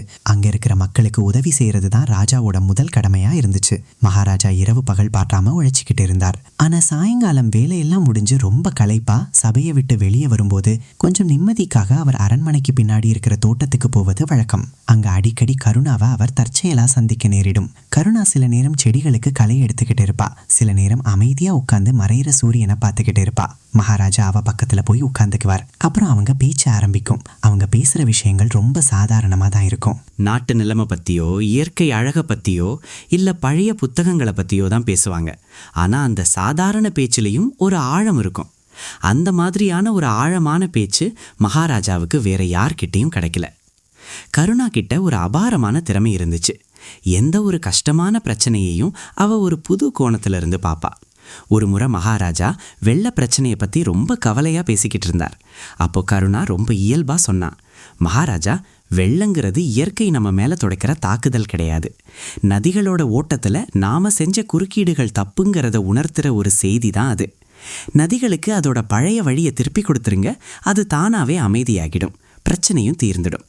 இதை கேட்டதும் மகாராஜா அப்படியே ஆச்சரியப்பட்டு போயிட்டார். ஏன்னா இப்படி ஒரு யோசனையை எந்த ஒரு பெரிய அமைச்சரோ பொறியாளரோ இதுவரைக்கும் அவர்கிட்ட சொன்னதே கிடையாது. இன்னொரு தடவை வியாபார தகராறை பற்றி மகாராஜா பேசிக்கிட்டு இருந்தப்போ கருணா ஒரு அறிவுரை சொன்னான். 2 பேருக்கு நடுவில் சண்டை நடக்கும்போது முதல்ல யார் அதிகமாக பயந்துருக்காங்கன்னு பாருங்க. யார் அதிகமாக பயந்துருக்காங்களோ அவங்க தான் அதிகமாக சத்தம் போடுவாங்க, தாக்குதல் நடத்துவாங்க. நீங்கள் அவங்களோட பயத்தை மட்டும் போக்கிருங்க, சண்டை தானாகவே அடங்கிடும்னு சொன்னான். மகாராஜா அவளை ரொம்ப ஆச்சரியமாக பார்த்து, கருணா, இந்த மாதிரி விஷயங்களெல்லாம் நீ எங்கேருந்து கற்றுக்கிட்டேன்னு கேட்டார். கருணா வாய் விட்டு சிரிச்சுக்கிட்டே சொன்னான், மகாராஜா, நான் இதையெல்லாம் மாலப்பூரில் என்னோட அந்த சின்ன பள்ளிக்கூடத்தில் தான் கற்றுக்கிட்டேன். அங்கே படிக்கிற சின்ன குழந்தைங்க தங்களுக்குள்ள சண்டை போடும்போதும் கதை இதே மாதிரி தான் இருக்கும். மகாராஜாவும் அவ கூட சேர்ந்து சத்தமாக சிரித்தார். அந்த மாதிரியான ஒரு சிரிப்பு அவர் முகத்தில் ரொம்ப அரிதாக தான் வரும். அந்த சிரிப்பு மனசோட ஆழத்திலிருந்து வந்து ஒரு மனுஷனோட பாரத்தை எல்லாம் இறக்கி வச்சு லேசாக்குற மாதிரி இருந்துச்சு. ஆனால் அன்னைக்கு மகாராஜாவோட அந்த கவலையற்ற சிரிப்பை வேற ஒருத்தரும் பார்த்துட்டாங்க. அவ மகாராணி சிவப்பிரியாவோட ரொம்ப நம்பிக்கையான ஒரு சிறப்பு பணிப்பெண். அவ தன் கண்ணால் இதை பார்த்ததும் உடனே போய் மகாராணி கிட்ட எல்லா செய்தியையும் சொல்லிட்டா. மகாராஜாவும் அந்த புது இளவரசியும் தோட்டத்தில் ரொம்ப நேரம் தனியாக உட்காந்து என்னென்னமோ ரகசியமாக பேசினாங்க. மகாராஜா ரொம்ப சந்தோஷமா வாய் விட்டு சிரிச்சுக்கிட்டே இருந்தாருன்னு ரொம்ப ஏற்றி சொல்லிட்டா. மகாராணி அந்த வேலைக்காரியை ஒரு நிமிஷம் பார்த்துட்டு அப்புறம் ரொம்ப அமைதியான இறுகிய குரல்ல, சரி, நீ இப்போ போகலாம் அப்படின்னு சொன்னாங்க. அந்த வேலைக்காரி போன உடனே மகாராணி அப்படியே உறைஞ்சு போய் நின்னாங்க. அவங்க ஒரு கல் மாதிரி அங்கேயே உட்காந்துருந்தாங்க. அவங்க கையில் வச்சு ஜபம் பண்ணிட்டு இருந்த மாலை திடீர்னு நின்றுச்சு. அவங்க மனசுக்குள்ள ஒரு உணர்ச்சிகளின் புயல் சுழன்றடிக்க ஆரம்பிச்சுது. எத்தனை வருஷம் ஆச்சு மகாராஜாவோட அந்த மாதிரியான ஒரு கவலையற்ற சிரிப்பை நான் பார்த்துன்னு மகாராணி யோசிச்சாங்க. எந்த ஒரு சுமையும் இல்லாத அந்த சுதந்திரமான சிரிப்பு. மகாராஜா அவங்க கூடயும் சிரிச்சிருக்கார். ஆனால் அந்த சிரிப்பில் எப்போவுமே ஒரு பொறுப்புணர்ச்சி இருக்கும், ஒரு பாரம் இருக்கும். அந்த மாதிரியான நிம்மதியான ஒரு சிரிப்பு அவங்க உறவுலேருந்து காணாமல் போய் எத்தனையோ வருஷங்கள் ஆகிருச்சு. ஆனால் இன்னைக்கு அந்த சிரிப்பு ஒரு முகம் தெரியாத பொண்ணால் திரும்ப வந்திருக்கு. அந்த நேரத்தில் மகாராணிக்கு தன்மேலேயே ரொம்ப கோபம் வந்துச்சு. கோபம் ஏன்னா இது தப்புன்னு அவங்க மூளை சொல்லுச்சு.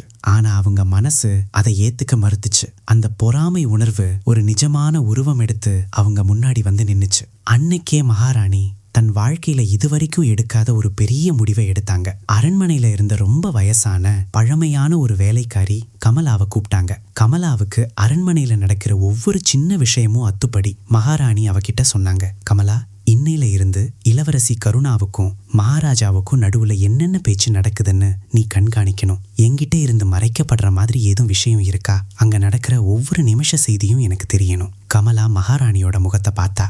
அவ கண்கள்ல ஒரு ஆழமான கவலையும் ஆச்சரியமும் இருந்துச்சு. எப்பவுமே எல்லாரையும் மதிக்கிற மகாராணி இன்னைக்கு வரைக்கும் யாரை பத்தியும் இந்த மாதிரி கேட்டதே இல்லையேன்னு அவ யோசிச்சா. அவ சொன்னா, மகாராணி அம்மா, எனக்கு தெரிஞ்ச வரைக்கும் அங்க எந்த தப்பும் நடக்கல. இளவரசி கருணா ரொம்ப சுத்தமான மனசு படைச்ச உண்மையான பொண்ணு. மகாராணி அவ பேச்சை தடுத்து நிறுத்தி, சரி, நான் என்ன சொன்னனோ அதை மட்டும் கவனி அப்படின்னு கட்டளையிட்டாங்க. கமலா அங்க இருந்து போயிட்டா. அவ போன உடனே மகாராணிக்கு தான் செஞ்ச காரியத்தை நினைச்சு குற்ற உணர்ச்சி வந்துச்சு. நான் என்ன காரியம் பண்ணிட்டேன்? எந்த தப்புமே செய்யாத நல்ல பொண்ணை உளவு பார்க்க சொல்லிட்டேனே, நான் நிஜமாவே அந்த சிவப்பிரியா தானா அப்படின்னு தங்களுக்குள்ளேயே திட்டி தீர்த்துக்கிட்டாங்க. ஆனா வருத்தமான விஷயம் என்னன்னா, அவங்க தான் போட்ட அந்த கட்டளையை திரும்ப பெறவே இல்லை. மாசங்கள் உருண்டோடிச்சு, காலமும் சிறகடிச்சு பறந்துச்சு. கருணாவுக்கு இப்போ கர்ப்பம் 8வது மாசம் நெருங்கிருச்சு. அவளால முன்ன மாதிரி ரொம்ப நடமாட முடியல. ரொம்ப சீக்கிரம் சோர்வாயிடுவா. ராஜ வைத்தியர் அவளை கட்டாயமா படுக்கையிலேயே ஓய்வெடுக்கணும்னு கண்டிப்பா சொல்லியிருந்தார். மகாராணி சிவப்பிரியா தினமும் அவளை போய் பார்த்து அவளோட உடல்நிலையில ரொம்ப அக்கறை செலுத்தினாங்க. வெளியே இருந்து பார்க்க அவங்க ரொம்ப நல்லவங்களா இருந்தாங்கங்கிறது உண்மைதான். ஆனா அந்த அறையை விட்டு வெளியே வந்த அடுத்த நிமிஷமே அவங்க மனசுக்குள்ள ஒரு விசித்திரமான போராட்டமும் இறுக்கமும் ஆரம்பமாயிடும். ஒரு நாள் ராத்திரி நடந்த உண்மையான சம்பவம் இது.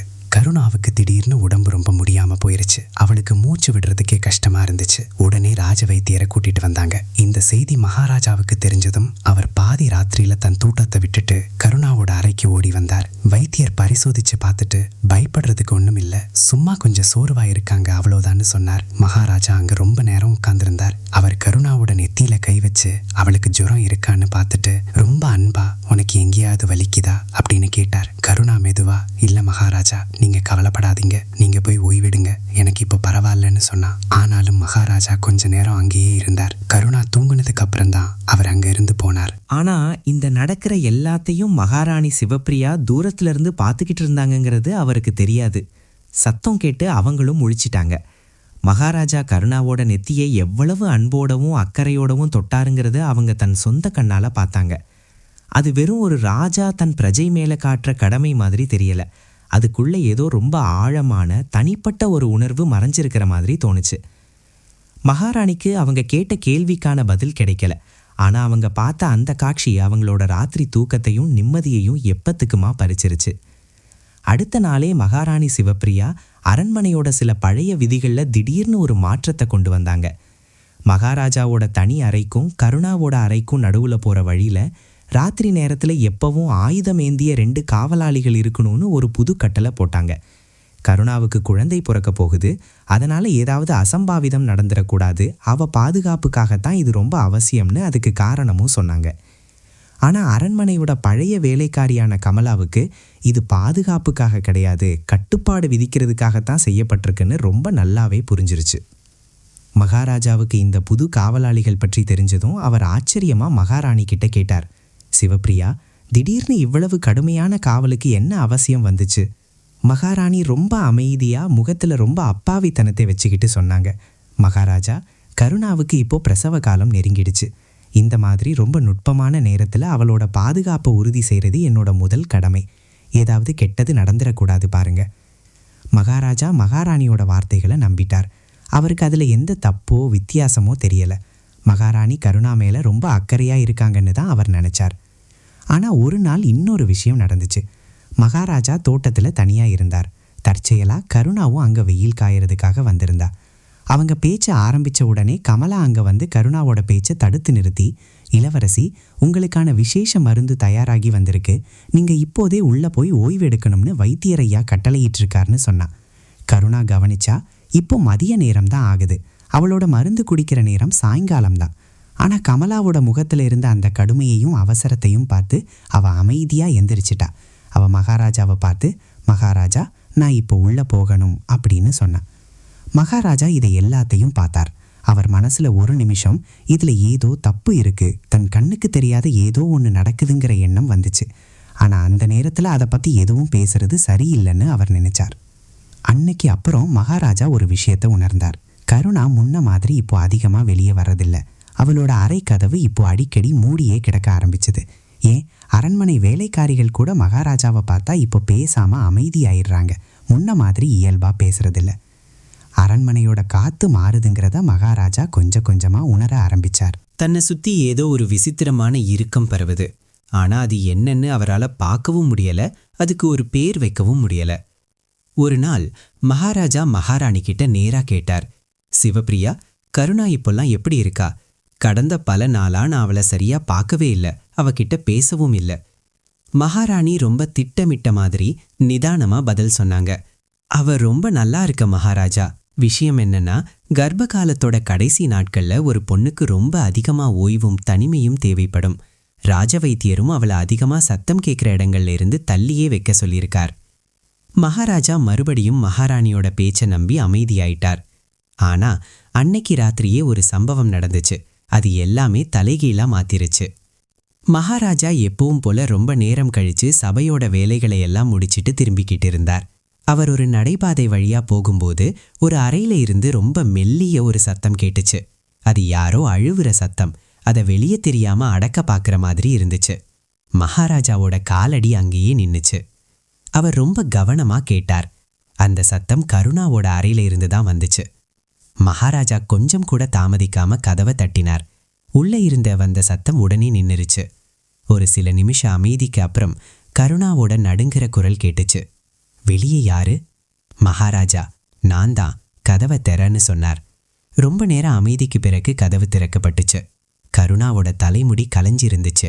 அவளோட கண்கள் அழுது அழுது வீங்கி சிவந்திருந்துச்சு. அவ மகாராஜாவை பார்க்காம தன் முகத்தை மறைக்க முயற்சி செஞ்சா.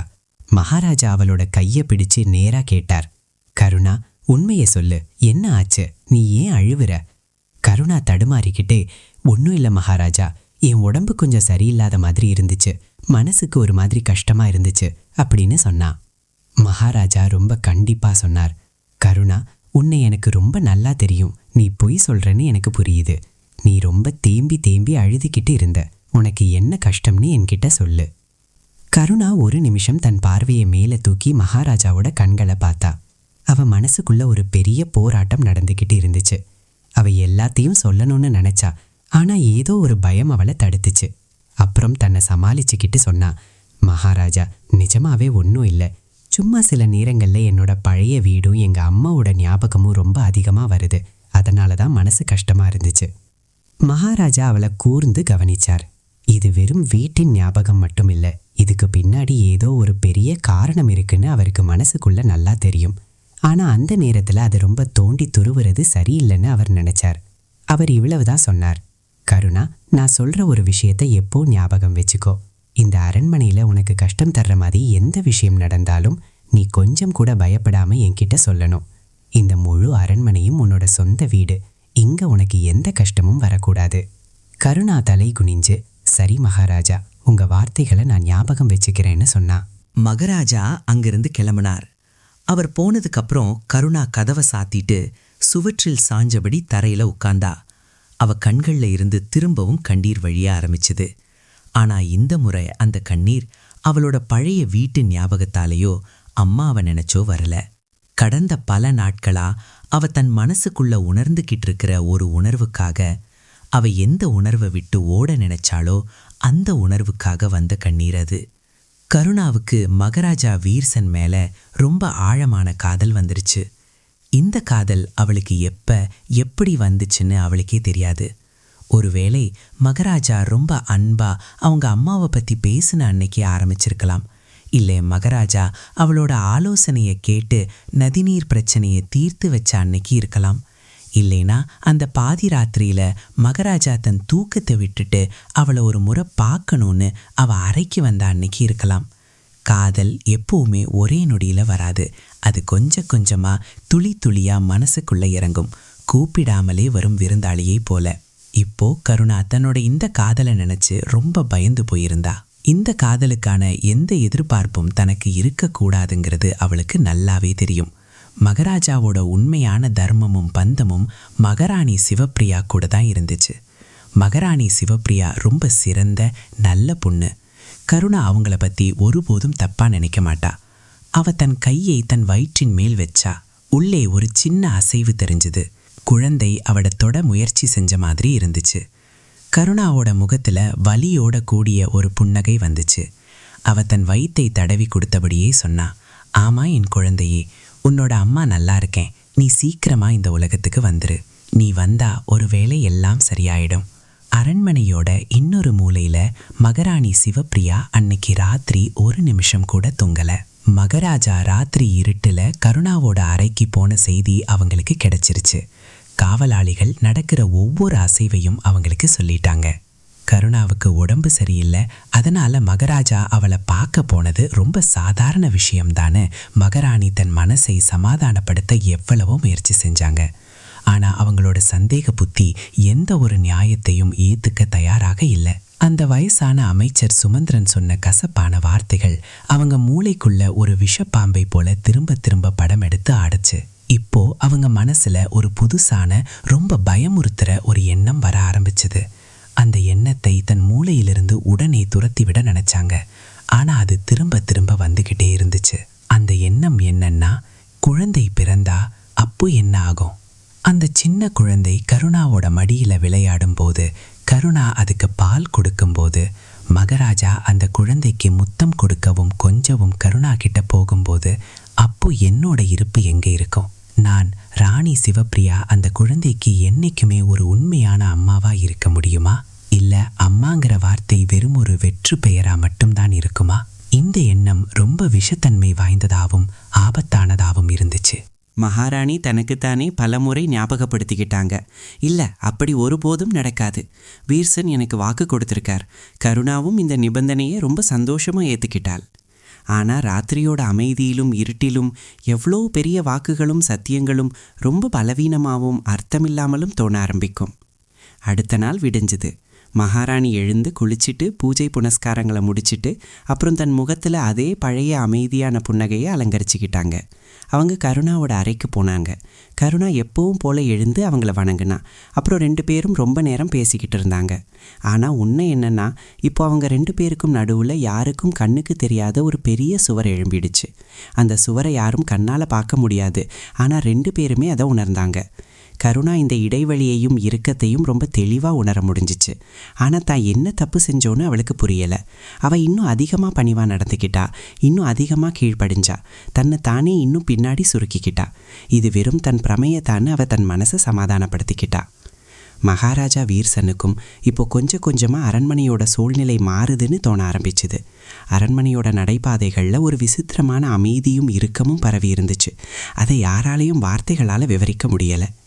கடைசியாக எல்லாரும் ஆவலாக காத்துக்கிட்டு இருந்த அந்த பெரிய நாளும் வந்துருச்சு. அது ஒரு ரொம்ப அழகான பொன்மயமான காலை நேரம். மலைகளுக்கு பின்னாடி இருந்து சூரியன் எட்டி பார்க்க ஆரம்பித்த நேரம். திடீர்னு அரண்மனைக்குள்ளே கருணாவோட அறையிலிருந்து ஒரு பெரிய அலறல் சத்தம் கேட்டுச்சு. முழு அரண்மனையிலையும் ஒரு பெரிய பரபரப்பு உண்டாகிச்சு. ராஜ வைத்தியர் வெறுங்காலோட ஓடி வந்தார். வேலைக்காரிகள் பதறி போய் அங்கும் இங்கும் ஓடாகடிச்சாங்க. மகாராஜா வீர்சன்னும் அரண்மனையோட இன்னொரு முனையிலிருந்து வேகமாக நடந்து வர்றதை பார்க்க முடிஞ்சிச்சு. கருணாவுக்கு பிரசவ வலி ஆரம்பிச்சிருச்சு. அந்த நேரம் ரொம்ப நீளமானதாகவும் ரொம்ப கஷ்டமானதாகவும் இருந்துச்சு. கருணா அன்னைக்கு அனுபவித்த அந்த வலியை வார்த்தைகளால் விவரிக்கிறது சாத்தியமே இல்லை. அவள் வலியால் துடிச்சிக்கிட்டு இருந்தா, பற்களை கடிச்சிக்கிட்டா, அவளோட கைகள் இறுகி போயிருந்துச்சு, கண்கள்ல இருந்து கண்ணீர் ஊதிக்கிட்டு இருந்துச்சு.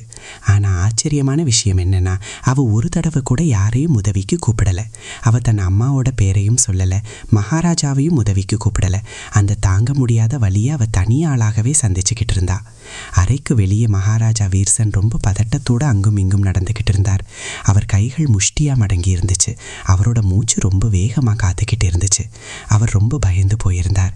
மகாராணி சிவப்பிரியாவும் பக்கத்திலேயே நின்றுக்கிட்டு இருந்தாங்க. அவங்க முகத்தில் ஒரு வித்தியாசமான கலவையான பாவனை இருந்துச்சு. அவங்களுக்கு கவலையும் இருந்துச்சு. அதே சமயம் பல வருஷமாக காத்துக்கிட்டு இருந்த அந்த தருணத்துக்கான எதிர்பார்ப்பும் இருந்துச்சு. மதிய நேரம் ஆகும்போது திடீர்னு அறையிலிருந்து ஒரு சின்ன குழந்தையோட அழுகை சத்தம் கேட்டுச்சு.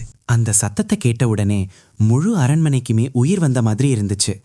ராஜ வைத்தியர் வெளியே வந்து ரொம்ப சந்தோஷமா அந்த செய்தியை சொன்னார். மகாராஜா, வாழ்த்துக்கள்.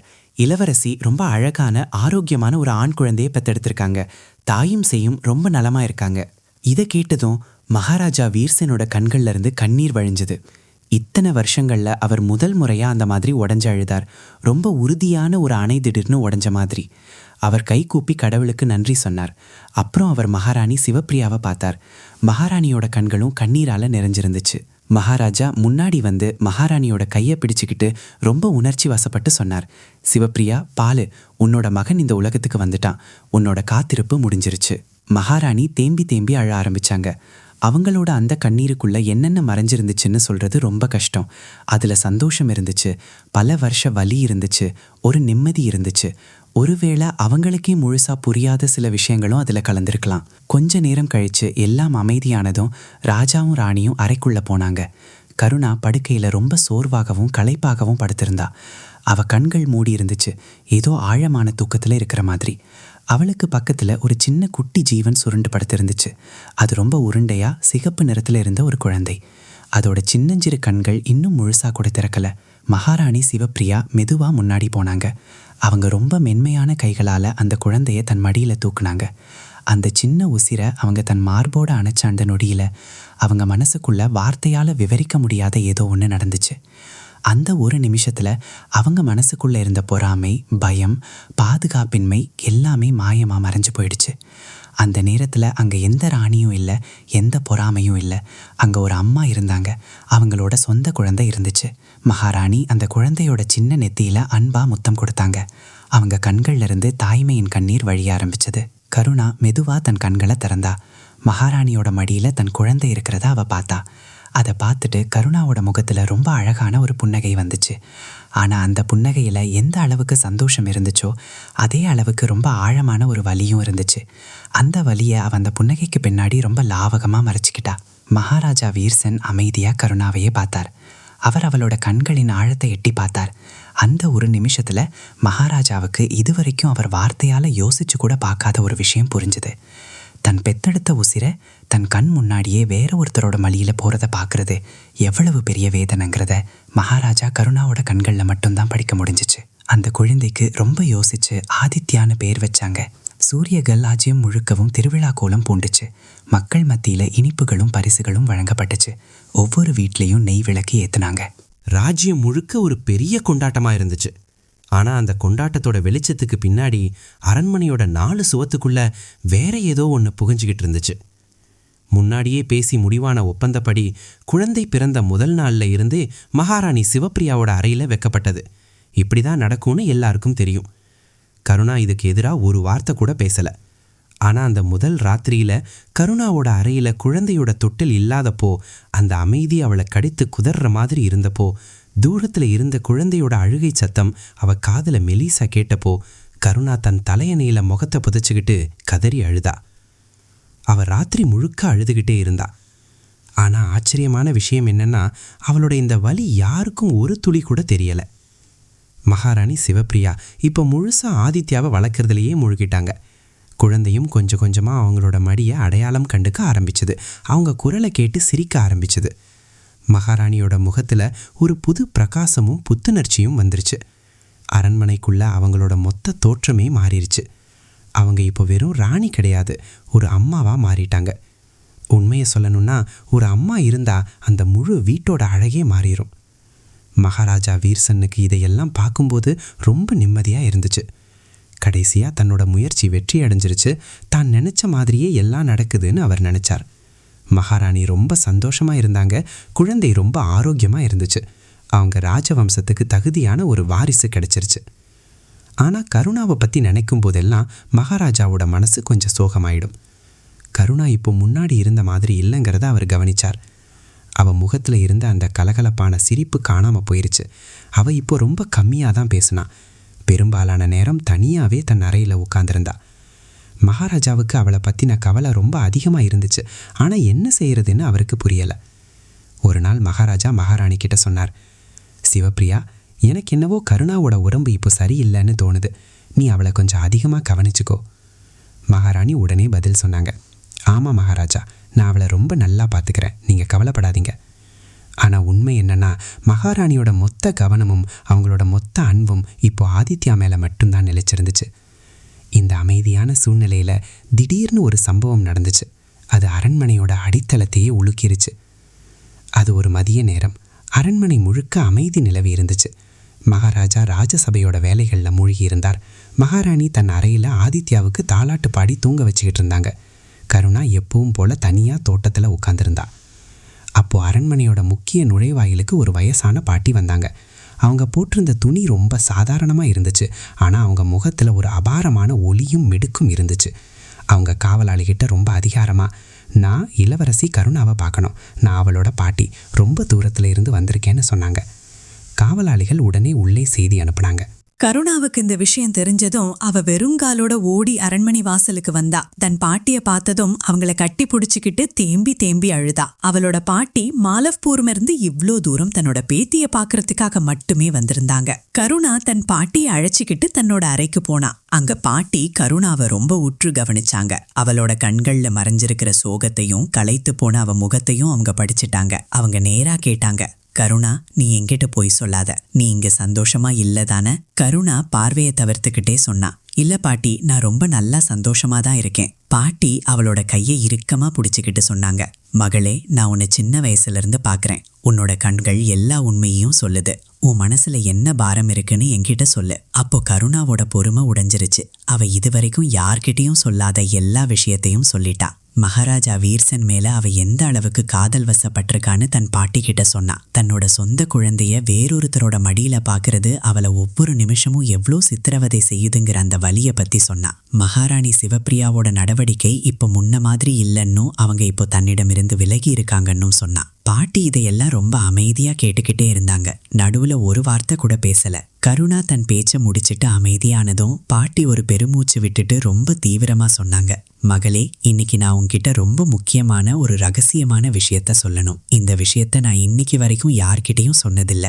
ஆனா இப்போ நீ இதை தெரிஞ்சுக்க வேண்டிய நேரம் வந்துருச்சு. கருணா ஆச்சரியமா பாட்டிய பார்த்தா. அவளோட இதய துடிப்பு வேகமாச்சு. பாட்டி சொல்ல ஆரம்பிச்சாங்க, கருணா, உன்னோட அம்மா உன்னை தன் வயித்துல சுமக்கும்போது, அதாவது நீ பிறக்கறதுக்கு சரியா ஒரு நாள் ராத்திரிக்கு முன்னாடி உன்னோட அம்மாவுக்கு ரொம்ப விசித்திரமான ஒரு கனவு வந்துச்சு. அந்த கனவுல அவங்க சாக்ஷாத் அம்மனை தரிசனம் செஞ்சாங்க. அம்மன் உன் அம்மா கிட்ட சொன்னாங்க, இப்ப பிறக்க போற இந்த குழந்தை எந்த சாதாரண பொண்ணும் கிடையாது. இவளோட வாழ்க்கை போராட்டங்கள் நிறைஞ்சதா இருக்கும். ஆனா அதோட முடிவு எப்பவும் மோசமா இருக்காது. இவளோட தியாகம் தான் இவளோட மிகப்பெரிய அடையாளமாகவும் இவளோட ரொம்ப விலைமதிப்பற்ற நகையாகவும் இருக்கும். ஒரு நாள் மறைக்கப்பட்ட ஒரு உண்மை வெளிவரும். அது உலகத்தோட தலையெழுத்தையே மாத்திரும்னு சொன்னாங்க. கருணா ஆர்வமா, பாட்டி நீங்க எந்த உண்மையை பத்தி பேசுறீங்கன்னு கேட்டா. பாட்டி ஒரு நிமிஷம் நிறுத்திட்டு ரொம்ப மெதுவான குரல்ல சொன்னாங்க, கருணா, மகாராஜா வீர்சன் மேல உன் மனசுல இருக்கிற இந்த காதல் ஏதோ தற்செயலா நடந்தது கிடையாது. இது பல ஜென்மங்களா இருக்கிற பிரிக்க முடியாத பந்தம். போன ஜென்மத்துல நீங்க 2 பேரும் யாரா இருந்தீங்கன்னு எனக்கு தெரியாது. ஆனா இமயமலை அடிவாரத்துல இருக்கிற அந்த மிகப்பெரிய ராஜவம்சத்தோட தான் இந்த குழந்தையோட தலையெழுத்து இணைஞ்சிருக்குன்னு உன்னோட ஜாதகத்தை பார்த்த ஒரு ரொம்ப பெரிய சித்து பெற்ற சாது உன்னோட அம்மா கிட்ட ரொம்ப தெளிவா சொல்லியிருக்கார். அந்த வம்சத்தோட உனக்கு ரொம்ப பழைய பந்தம் இருக்குன்னு சொன்னார். கருணாவோட மூளைக்குள்ள ஒரே குழப்பமா இருந்துச்சு. அவ கேட்டா, பாட்டி நீங்க என்ன சொல்ல வர்றீங்க? பாட்டி விளக்கமா சொன்னாங்க, மகளே, நீ இங்க யாருடைய தயவாலேயோ இல்ல சூழ்நிலை கட்டாயத்தாலேயோ வரல. நீ இங்க வந்ததுக்கு காரணம், நீ இங்க வரணுங்கிறது உன்னோட தலைவிதியில முன்னாடியே எழுதப்பட்டிருந்துச்சு.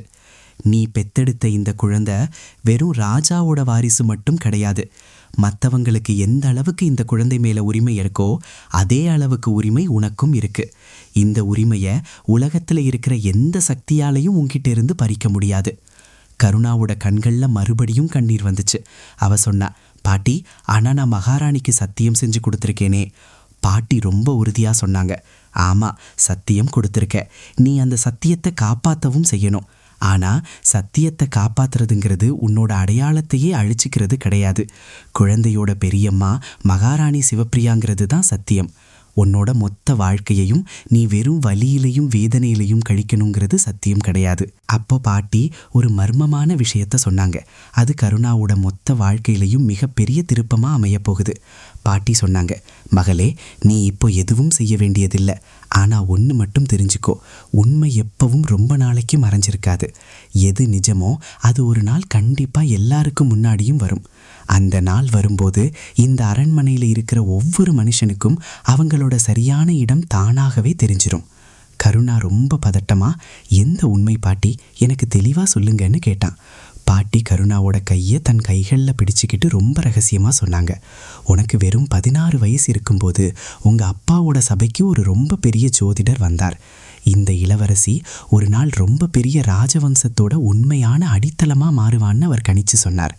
உண்மையான அடித்தளம்னா என்ன அர்த்தம்னு உனக்கு புரியுதா? கருணா இதுக்கு என்ன அர்த்தம் பாட்டின்னு கேட்டான். பாட்டி கண்ணை மூடிக்கிட்டு சொன்னாங்க, இதுக்கு என்ன அர்த்தம்னா, மகாராணி சிவப்பிரியாவை பற்றி ஒரு ரகசியமான விஷயம் இருக்குது. அது மகாராஜாவுக்கே தெரியாது. பல வருஷமாக மண்ணுக்குள்ளே புதங்கி கிடக்கிற ஒரு ரகசியம். எந்த நாள் அந்த ரகசியம் வெளியே வருதோ அன்னைக்கு இந்த அரண்மனையில் இருக்கிற எல்லா உறவுகளும் திரும்பவும் முதலிலிருந்து எழுதப்படும். கருணா ஆச்சரியமா, மகாராணி சிவப்பிரியாவோட எந்த ரகசியம்னு கேட்டா. பாட்டி சொன்னாங்க, மாலவ்பூர் வழியாக போன அந்த சாது தான் இதை என்கிட்ட சொன்னார். இங்கே இருந்து போக போகிற இளவரசிக்கு இந்த விஷயம் தெரிஞ்சிருக்கணும்னு அவர் சொன்னார். மகாராணி சிவப்பிரியா அவங்க இளமை காலத்தில் பல வருஷத்துக்கு முன்னாடி ஒரு காரியம் செஞ்சாங்க. அதனால தான் கடவுள் அவங்களுக்கு குழந்தை பாக்கியத்தை கொடுத்தாம பறிச்சுக்கிட்டார். இது அவங்களுக்கான தண்டனை கிடையாது, இது ஒரு பரீட்சை. மகாராணி தன் சொந்த வாயால் அந்த உண்மையை மகாராஜா கிட்ட சொல்லும்போது தான் அந்த பரீட்சை முடியும். அவங்க உண்மையை சொல்லாத வரைக்கும் குழந்தை யாருடையது இல்லைங்கிற குழப்பமும் மாயையும் தொடர்ந்துக்கிட்டே தான் இருக்கும். கருணா நடுக்கத்தோட, பாட்டி, அப்படி மகாராணி என்னதான் செஞ்சாங்கன்னு கேட்டா. பாட்டி தலையாட்டிட்டு, அது எனக்கும் தெரியாது.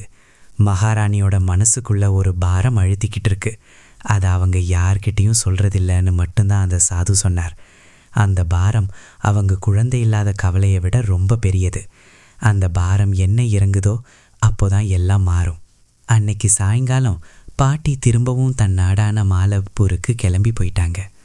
கருணா ரொம்ப நேரம் தான் அறையில் தனியாக உட்காந்து பாட்டி சொன்ன விஷயங்களை பற்றியே யோசிச்சுக்கிட்டே இருந்தா. அவள் மூளைக்குள்ள கேள்விகளோட மலை குவிஞ்சிருந்துச்சு. சரியா அதே நாட்களில் அரண்மனைக்குள்ள ஒரு சம்பவம் நடந்துச்சு. அது இந்த கதையோட 3வது பகுதி, அதாவது பார்ட் 3க்கான வழியை திறக்க போகுது. ஆதித்யாவுக்கு இப்போ 3 மாதம் ஆச்சு. அப்போ நடந்த விஷயம் இது. ஒரு நாள் மகாராஜா வீர்சென் ரொம்ப ராத்திரி கழித்து தன் ராஜசபையோட வேலையை முடிச்சுட்டு திரும்பிக்கிட்டு இருந்தார். வழியில் அவர் கருணாவோட அறையை கடந்து தான் போகணும். அறையில் விளக்கெரியுது. கருணா இன்னும் முழிச்சிருக்கான்னு அவர் பார்த்தார். மகாராஜா நின்று கதவை தட்டினார். கருணா, மகாராஜா உள்ளே வாங்கன்னு சொன்னா. மகாராஜா உள்ளே போய் பார்த்தப்போ கருணா அதே பழைய ராமாயண புத்தகத்தை படிச்சுக்கிட்டு இருந்தா. அவர் கேட்டார், இவ்வளோ நேரம் ஆயிடுச்சு, உனக்கு தூக்கம் வரலையா என்ன?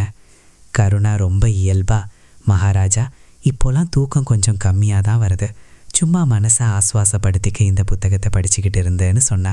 மகாராஜா சிரிச்சுக்கிட்டே, ராமாயணத்தில் எந்த பகுதியை படிச்சுக்கிட்டு இருக்கேன்னு கேட்டார். கருணா, நான் ஆரண்ய காண்டம் படிச்சுக்கிட்டு இருக்கேன், அதில் தான் சீதா பிராட்டி வனவாசம் போகிற கதை வருதுன்னு சொன்னா. மகாராஜா, உனக்கு வனவாச கதை ஏன் இவ்வளோ பிடிச்சிருக்குன்னு கேட்டார். கருணா ரொம்ப ஆழமாக சொன்னா, ஏன்னா நான் சீதா பிராட்டியோட வாழ்க்கையிலிருந்து நிறைய கற்றுக்க வேண்டியிருக்கு. அவங்க எல்லாத்தையும் விட்டு கொடுத்தாங்க, பெரிய பெரிய கஷ்டங்களை தாங்கினாங்க, ஆனால் தன் ஆன்மாவோட புனிதத்தை என்றைக்குமே இழக்கலை. நானும் என் வாழ்க்கையில் இதை தான் செய்யணும்னு நினைக்கிறேன். மகாராஜா அமைதியாக கருணாவையே பார்த்துக்கிட்டு இருந்தார். அந்த ஒரு நிமிஷத்தில் வார்த்தையால் சொல்ல முடியாத ஏதோ ஒரு உணர்வு அங்கே நிலவுச்சு. சரியாக அதே நேரத்தில் அரண்மனையோட இருட்டான ஒரு மூலையிலே நின்ன மகாராணி சிவப்பிரியா மகாராஜா கருணாவோட அறைக்குள்ளே இருக்காரு, கதவு மூடி இருக்குங்கிறத தன் கண்ணால் பார்த்தாங்க. மகாராணி உடனே திரும்பவும் தன் அறைக்கு ஓடினாங்க. உள்ளே போய் கதவை சாத்திக்கிட்டாங்க. அவங்க வாழ்க்கையிலேயே முதல் முறையாக அவங்க கண்களில் இருந்து வந்த கண்ணீர் எந்த சோகத்தாலேயும் வரல. அது ரொம்ப ஆழமான பயத்தாலேயும் பொறாமையாலேயும் வந்த கண்ணீர். ராத்திரி இருட்டு அரண்மனை சுவர்களில் படிஞ்சிருந்தப்போ அது வெறும் சூரியன் மறைஞ்சடால வந்த இருட்டு கிடையாது. பகல் வெளிச்சத்தில் மறைஞ்சு போயிருக்கிற எத்தனையோ ரகசியங்கள், பேச்சுகள், உணர்வுகளோட இருட்டு அது. சூரியகரோட அந்த ஆடம்பரமான அரண்மனையில் அந்த நாட்களில் ஒரு விசித்திரமான மூச்சு திணறல் நிலவிக்கிட்டு இருந்துச்சு. வெளியே இருந்து பார்க்க எல்லாம் ரொம்ப நல்லா இருக்கிற மாதிரி தோணுச்சு. அரண்மனையில் ஒரு சின்ன குழந்தையோட சிரிப்பு சத்தம் கேட்டுச்சு. சாயங்கால நேரங்களில் விழாக்கள் நடந்துச்சு. மகாராஜாவோட சபையும் எப்பவும் போல நடந்துச்சு. ஆனால் அந்த பகட்டுகளுக்கு பின்னாடி ஒரு பதற்றம் அமுக்கப்பட்டிருந்துச்சு. அந்த பதற்றம் நாளுக்கு நாள் கொஞ்சம் கொஞ்சமாக அதிகரிச்சுக்கிட்டே போச்சு. ஒரு பழுத்த புண் ஒரு நாள் கண்டிப்பாக வெடிச்சு தான் ஆகணுங்கிற மாதிரி அந்த பதற்றமும் இப்போது அதோட முடிவை நெருங்கிக்கிட்டே இருந்துச்சு. கருணாவோட நாட்கள் இப்போ ரொம்ப தனிமையில் தான் கழிஞ்சுது. அவளோட அறையோட ஜன்னல் வழியாக வெளியே இருக்கிற காட்சிகள் தெரிஞ்சுது. ஆனால் அந்த காட்சிகள் இப்போ அவளை கவரல. அவள் மணிக்கணக்காக அந்த ஜன்னல் பக்கத்திலேயே உட்காந்து தூரத்தில் வானத்தில் பறக்கிற பறவைகளையே பார்த்துக்கிட்டு இருப்பாள். சில நேரம் காற்றுல குட்டி ஆதித்யாவோட சிரிப்பு சத்தம் அவள் காதில் விழும்போது கருணாவோட முகத்தில் ஒரு புன்னகை வரும். ஆனால் அந்த புன்னகை சந்தோஷத்தால் வந்தது கிடையாது. அது அமைதியான கண்ணீரால் நனைஞ்ச ஒரு புன்னகை. அந்த புன்னகை ரொம்ப விசித்திரமானதாகவும் வலி நிறைந்ததாகவும் இருக்கும். ரொம்ப பசியில் இருக்கிற ஒருத்தன் முன்னாடி அறுசுவை உணவை வச்சுட்டு ஆனால் அதை தொடக்கூடாதுன்னு சொன்னால் எப்படி இருக்குமோ அந்த மாதிரி இருந்துச்சு. அரண்மனை வேலைக்காரிகள் கருணா கிட்ட ரொம்ப மரியாதையாக தான் நடந்துக்கிட்டாங்க. ஆனால் அவங்க யாருக்கும் மகாராணியோட கடுமையான கட்டளையை மீறி கருணாவை வெளியே கூட்டிட்டு வர்ற அளவுக்கு தைரியம் இல்லை. கமலா மகாராணி உளவு பார்க்கறதுக்காக வச்சிருந்த அந்த வயசான வேலைக்காரி. அவன் மனசுக்குள்ள ஒரு மிகப்பெரிய போர் நடந்துக்கிட்டு இருந்துச்சு. அவள் எப்பெல்லாம் கருணாவோட அறைக்கு போய் அவளை அந்த கையறு நிலையில் பார்க்குறாளோ அப்பெல்லாம் அவன் மனசு உருகிடும். அவன் மகாராணியோட விசுவாசமான வேலைக்காரி, அவங்களுக்கு ரொம்ப உண்மையானவ. ஆனால் அவளோட மனசாட்சி அவளை திரும்ப திரும்ப குத்துச்சு. ஒரு நல்ல எந்த தப்புமே செய்யாத பொண்ணுக்கு கண்மூடித்தனமான அநீதி நடக்குதுன்னு அவளுக்கு தோணுச்சு. ஒரு நாள் பக்கத்தில் யாரும் இல்லாதப்போ கமலா மெதுவாக கருணா கிட்ட போனான். அவள் அக்கம் பக்கம் ரொம்ப கவனமாக பார்த்துட்டு ரொம்ப மெதுவான குரலில் சொன்னான், இளவரசி, என்னோட இந்த தப்புக்காக என்னை மன்னிச்சிருங்க. உங்களை பற்றின செய்திகளை எல்லாம் நான் தான் மகாராணி கிட்ட போய் சொல்லிக்கிட்டு இருந்தேன். நான் அப்படி செஞ்சிருக்கக்கூடாது. என் மனசு என்னை ரொம்ப திட்டுது. கருணா கமலாவை ரொம்ப அமைதியாக பார்த்தா. அவள் முகத்தில் எந்த கோபமும் இல்லை. அவள் சொன்னா, கமலா, நீ எந்த தப்பும் பண்ணலை. ஒரு விசுவாசமான வேலைக்காரி எப்படி நடந்துக்கணுமோ அதே மாதிரி நீ உன்னோட மகாராணிக்கு உன்னோட கடமையை செஞ்சிருக்க. இதில் மன்னிப்பு கேட்குற அளவுக்கு எந்த விஷயமும் இல்லை. கருணா சொன்னதை கேட்டதும் கமலாவோட கண்கள் கலங்கிடுச்சு. அவள் சொன்னா, இளவரசி, நீங்கள் நிஜமாவே ரொம்ப நல்லவங்க, ரொம்ப மகத்துவமானவங்க. இந்த உலகத்தில் இந்த மாதிரி நல்ல குணம் பார்க்கறது ரொம்ப அபூர்வம். ஒருவேளை அதனால தான் உங்களுக்கு நடக்கிற இந்த அநியாயத்தை பார்த்து என்னால் ராத்திரி முழுக்க தூங்க முடியல. கருணா முன்னாடி வந்து கமலாவோட கையை பிடிச்சுக்கிட்டு ரொம்ப மென்மையான குரல்ல சொன்னான். கமலா, நான் சொல்கிறத ஞாபகம் வச்சுக்கோ. உலகத்தில் நடக்கிற ஒவ்வொரு விஷயத்துக்கும் பின்னாடியும் கண்டிப்பாக ஏதோ ஒரு பெரிய காரணம் இருக்கும். நான் ஒரு குறிப்பிட்ட நோக்கத்துக்காக தான் இந்த ராஜ்யத்துக்கு வந்தேன். இப்போ அந்த நோக்கம் நிறைவேறிடுச்சு. ஆதித்யா ரொம்ப ஆரோக்கியமா இருக்கான். மகாராணியோட மடி நிறைஞ்சிருச்சு. ராஜ்யத்துக்கு தன்னோட வாரிசு கிடைச்சிருச்சு. எனக்கு இதுக்கு மேல என்ன வேணும்? கமலா தவிப்போட, ஆனா இளவரசி, உங்களோட சொந்த சந்தோஷங்கள் எல்லாம் என்னாச்சுன்னு கேட்டா கருணா ஜன்னலுக்கு வெளியே இருந்த அந்த துளசி செடியை பார்த்துக்கிட்டே சொன்னா. என் தலைவிதியில என்ன இருக்கோ அது நடக்கும். நான் எப்பவுமே என் விதியோட சண்டை போடுறது கிடையாது கமலா. நான் அதோட சேர்ந்தே பயணிச்சிட்டு இருக்கேன். கமலா கொஞ்ச நேரம் நிறுத்திட்டு ரொம்ப ரகசியமா சொன்னா. இளவரசி, உங்களுக்கு ஒரு விஷயம் கண்டிப்பா சொல்லணும்.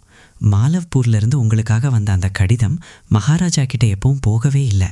அதை அமைச்சர் சுமந்திரன் வழியிலேயே தடுத்து நிறுத்தி நேரா மகாராணி கிட்ட கொடுத்துட்டார். மகாராணி அந்த கடிதத்தை எங்கேயோ மறைச்சு வச்சிருக்காங்க. அந்த காகிதத்துல என்ன எழுதியிருந்துச்சுன்னு எனக்கு தெரியாது. ஆனா அன்னைக்கு அப்புறம்தான் மகாராணியோட நடவடிக்கைகள் இன்னும் அதிகமா மாறி போச்சு. இதை கேட்டதும் கருணா அதிர்ச்சி ஆயிட்டா. அவ மனசுக்குள்ள ஒரு பெரிய புயல் அடிக்க ஆரம்பிச்சது. அந்த கடிதம் கண்டிப்பா அவளோட உடம்பு சரியில்லாத அப்பாவோடதா தான் இருக்கும். அவ அப்பாவோட நிலைமை எப்படி இருக்குங்கிற செய்தியே அவளுக்கு தெரியல. ஏன்னா அந்த கடிதம் அவகிட்ட வந்து சேரவே இல்லை. கருணாவோட கைகள் நடுங்க ஆரம்பிச்சது.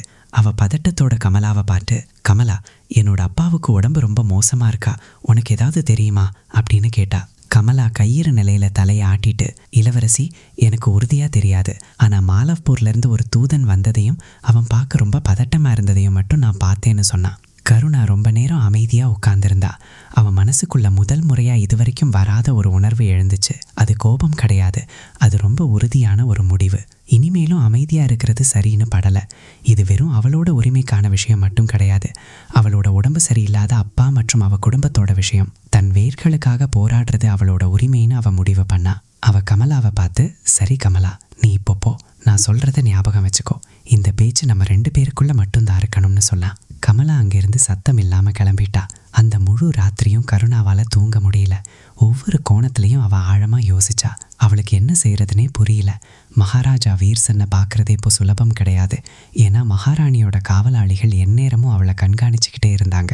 ஆனா கையை கட்டிக்கிட்டு சும்மா உட்கார்ந்திருப்பதும் தப்பு. அவ அப்பா நிஜமாவே உடம்பு சரியில்லாம இருந்தா அவ எப்பாடுபட்டாவது மாலவ்பூர் போயே ஆகணும். இந்த அனுமதியை மகாராஜா மட்டும்தான் கொடுக்க முடியும். கருணா ஒரு பெரிய முடிவு எடுத்தா. அடுத்த நாள் காலையில சூரியனோட முதல் கதிர் கூட வெளிவராத நேரத்துல மகாராஜா வீர்சன் வழக்கம் போல தோட்டத்துல நடக்கிறதுக்காக வந்தப்போ கருணா சத்தம் இல்லாம தன் அறையை விட்டு வெளியே வந்தா. இது அரண்மனையோட விதிகளுக்கு முற்றிலும் எதிரானது. தற்செயலா அந்த நேரத்துல 2 காவலாளிகளும் வேற பக்கம் ரோந்து போயிருந்தாங்க. கருணா ரொம்ப வேகமா நடந்து தோட்டத்தை நோக்கி போனா. மகாராஜா திடீர்னு கருணாவை தன் முன்னாடி பார்த்ததும் ஆச்சரியப்பட்டார். அவர் கேட்டார், கருணா, நீ இந்த நேரத்துல இங்கே என்ன பண்ற? எல்லாம் சரியா இருக்கா? கருணா மகாராஜாவுக்கு முன்னாடி போய் தன் 2 கைகளையும் கூப்பினா. அவ கண்கள்ல ஈரம் இருந்துச்சு. ஆனா அவ குரல் ரொம்ப தெளிவாகவும் உறுதியாகவும் இருந்துச்சு. அவ சொன்னா, மகாராஜா, அனுமதி இல்லாம உங்க முன்னாடி வந்ததுக்கே என்னை மன்னிச்சிருங்க. ஆனா எனக்கு வேற எந்த வழியும் தெரியல. நான் உங்ககிட்ட ஒரு ரொம்ப முக்கியமான விஷயம் பேசணும். மகாராஜா தீவிரமா, சொல்லு கருணா, நான் கேட்குறேன்னு சொன்னார். கருணா முழு தைரியத்தையும் வரவழைச்சிக்கிட்டு சொன்னா, மகாராஜா, என் அப்பாவுக்கு உடம்பு ரொம்ப மோசமா இருக்கு. மாலவ்பூர்ல இருந்து என் பேருக்கு ஒரு கடிதம் வந்திருக்கு. ஆனா அது என்கிட்ட வரவே இல்லை. நான் ஒரு முறை என் ஊரான மாலவ்பூர் போய் என் அப்பாவை பார்த்துட்டு வர எனக்கு அனுமதி வேணும், அவ்வளவுதான். மகாராஜாவோட முகம் ஒரே நொடியில மாறிடுச்சு. அவர் நெத்தியில கவலை ரேகைகள் விழுந்துச்சு. அவர் ஆச்சரியமா, மாலவ்பூர்ல இருந்து கடிதம் வந்துச்சா? எனக்கு இதை பத்தி யாருமே எந்த செய்தியும் சொல்லலையேன்னு கேட்டார். கருணா தலை குனிஞ்சு, மகாராஜா, அந்த கடிதத்தை அமைச்சர் சுமந்திரன் ஐயா தன்கிட்ட வச்சுக்கிட்டாருன்னு எனக்கு செய்தி கிடைச்சதுன்னு சொன்னா. இதை கேட்டதும் மகாராஜாவோட கண்கள்ல ஒரு விசித்திரமான கோப கனல் மின்னுச்சு. அவர் கொஞ்ச நேரம் அமைதியாயிட்டார். அவர் முகத்துல ஒரு கடுமையான தீவிரத்தன்மை வந்துச்சு. அதை பார்த்து கருணாவுக்கு கொஞ்சம் பயமா இருந்துச்சு. அந்த பாவனை தன் முதுகுக்கு பின்னாடி ஏதோ சதி நடக்குதுங்கிறத புரிஞ்சுக்கிட்ட ஒரு உஷாரான ராஜாவோட பாவனை. மகாராஜா ரொம்ப அமைதியான குரல்ல சொன்னார், கருணா, நீ இப்போ சத்தம் இல்லாம உன் ஆய்க்கு திரும்பிப்போ. நான் நேரா போய் இந்த முழு விஷயத்தையும் விசாரிச்சு உண்மை என்னன்னு கண்டுபிடிக்கிறேன். கருணா சரி மகாராஜான்னு சொல்லிட்டு தன் அறையை நோக்கி திரும்பினா. மகாராஜா வீர்சன் உடனே ராஜசபைக்கு போனார். முதல்ல அவர் அமைச்சர் சுமந்திரனை கூப்பிட்டு அனுப்பினார்.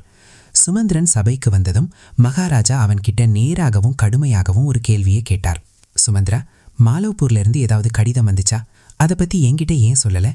சுமந்திரனோட முகத்துல ஈயாடல. அவன் ஒரு நிமிஷம் தடுமாறினான். அப்புறம் தன்னை சுதாரிச்சுக்கிட்டு போய் சொன்னான். ஆமா மகாராஜா, ஒரு சாதாரண கடிதம் தான். ஆனா அது உங்களை தொந்தரவு செய்யற அளவுக்கு அவ்வளவு முக்கியமான ஒண்ணு கிடையாது. மகாராஜா தன் குரலை இன்னும் உயர்த்தி கடுமையா கேட்டார். அந்த கடிதம் இப்போ எங்க இருக்கு? அது எனக்கு இப்போதே வேணும்.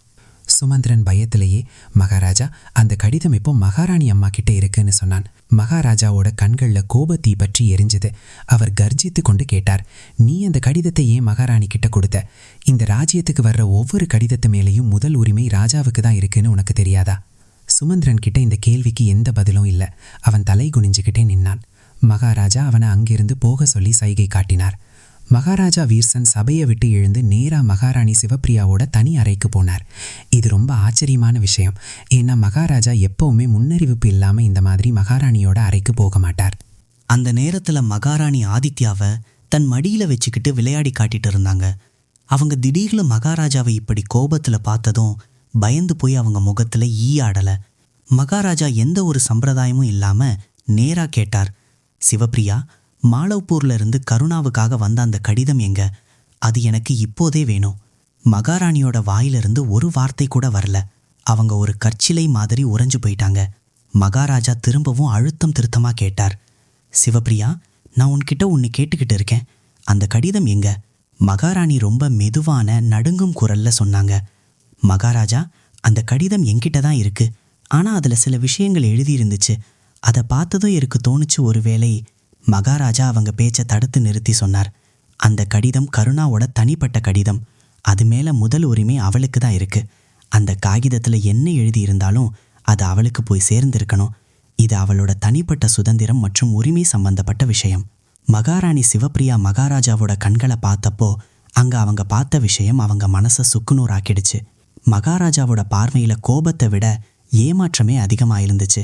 தன் உசிருக்கு உசிரான ரொம்ப நம்பிக்கையான ஒருத்தங்க அந்த நம்பிக்கையை உடைக்கும் போது ஏற்படுற ஏமாற்றம் அது. மகாராணி நடுங்கும் கைகளோட ஒரு அலமாரியை திறந்து அந்த கடிதத்தை வெளியே எடுத்தாங்க. மகாராஜா அந்த கடிதத்தை வாங்கி அங்க நின்னுகிட்டே படிச்சார். அந்த கடிதத்துல கருணாவோட அப்பா ரொம்ப உணர்ச்சி வசப்பட்டு எழுதியிருந்தார். தன் உடம்பு ரொம்ப மோசமா இருக்கிறதால கடைசி முறையா தன் பொண்ணை பார்க்க விரும்புறதா எழுதியிருந்தார். அதோட சேர்த்து இன்னொரு சின்ன காகிதமும் இருந்துச்சு. அது மாலவ்பூர்ல இருக்கிற ரொம்ப பழைய கை தேர்ந்த ஒரு ஜோதிடரோடது. அந்த காகிதத்துல கருணாவோட மகன் ஆதித்யாவோட ஜாதகம் ரொம்ப சிறப்பானது. அவன் ஒரு பெரிய ராஜாவா வருவான்னு எழுதியிருந்துச்சு. இந்த செய்தியை கருணா கிட்ட கொண்டு சேர்க்கறது ரொம்ப முக்கியம்னு கருதப்பட்டு இருந்துச்சு. மகாராஜா கடிதத்தை படிச்சு முடிச்சுட்டு அதை திரும்பவும் மடிச்சார். ஒரு பெருமூச்சு விட்டுட்டு மகாராணி கிட்ட கேட்டார், சிவப்பிரியா, நீ ஏன் இவ்வளோ பெரிய காரியத்தை செஞ்ச? நீ ஏன் இந்த கடிதத்தை மறைச்ச?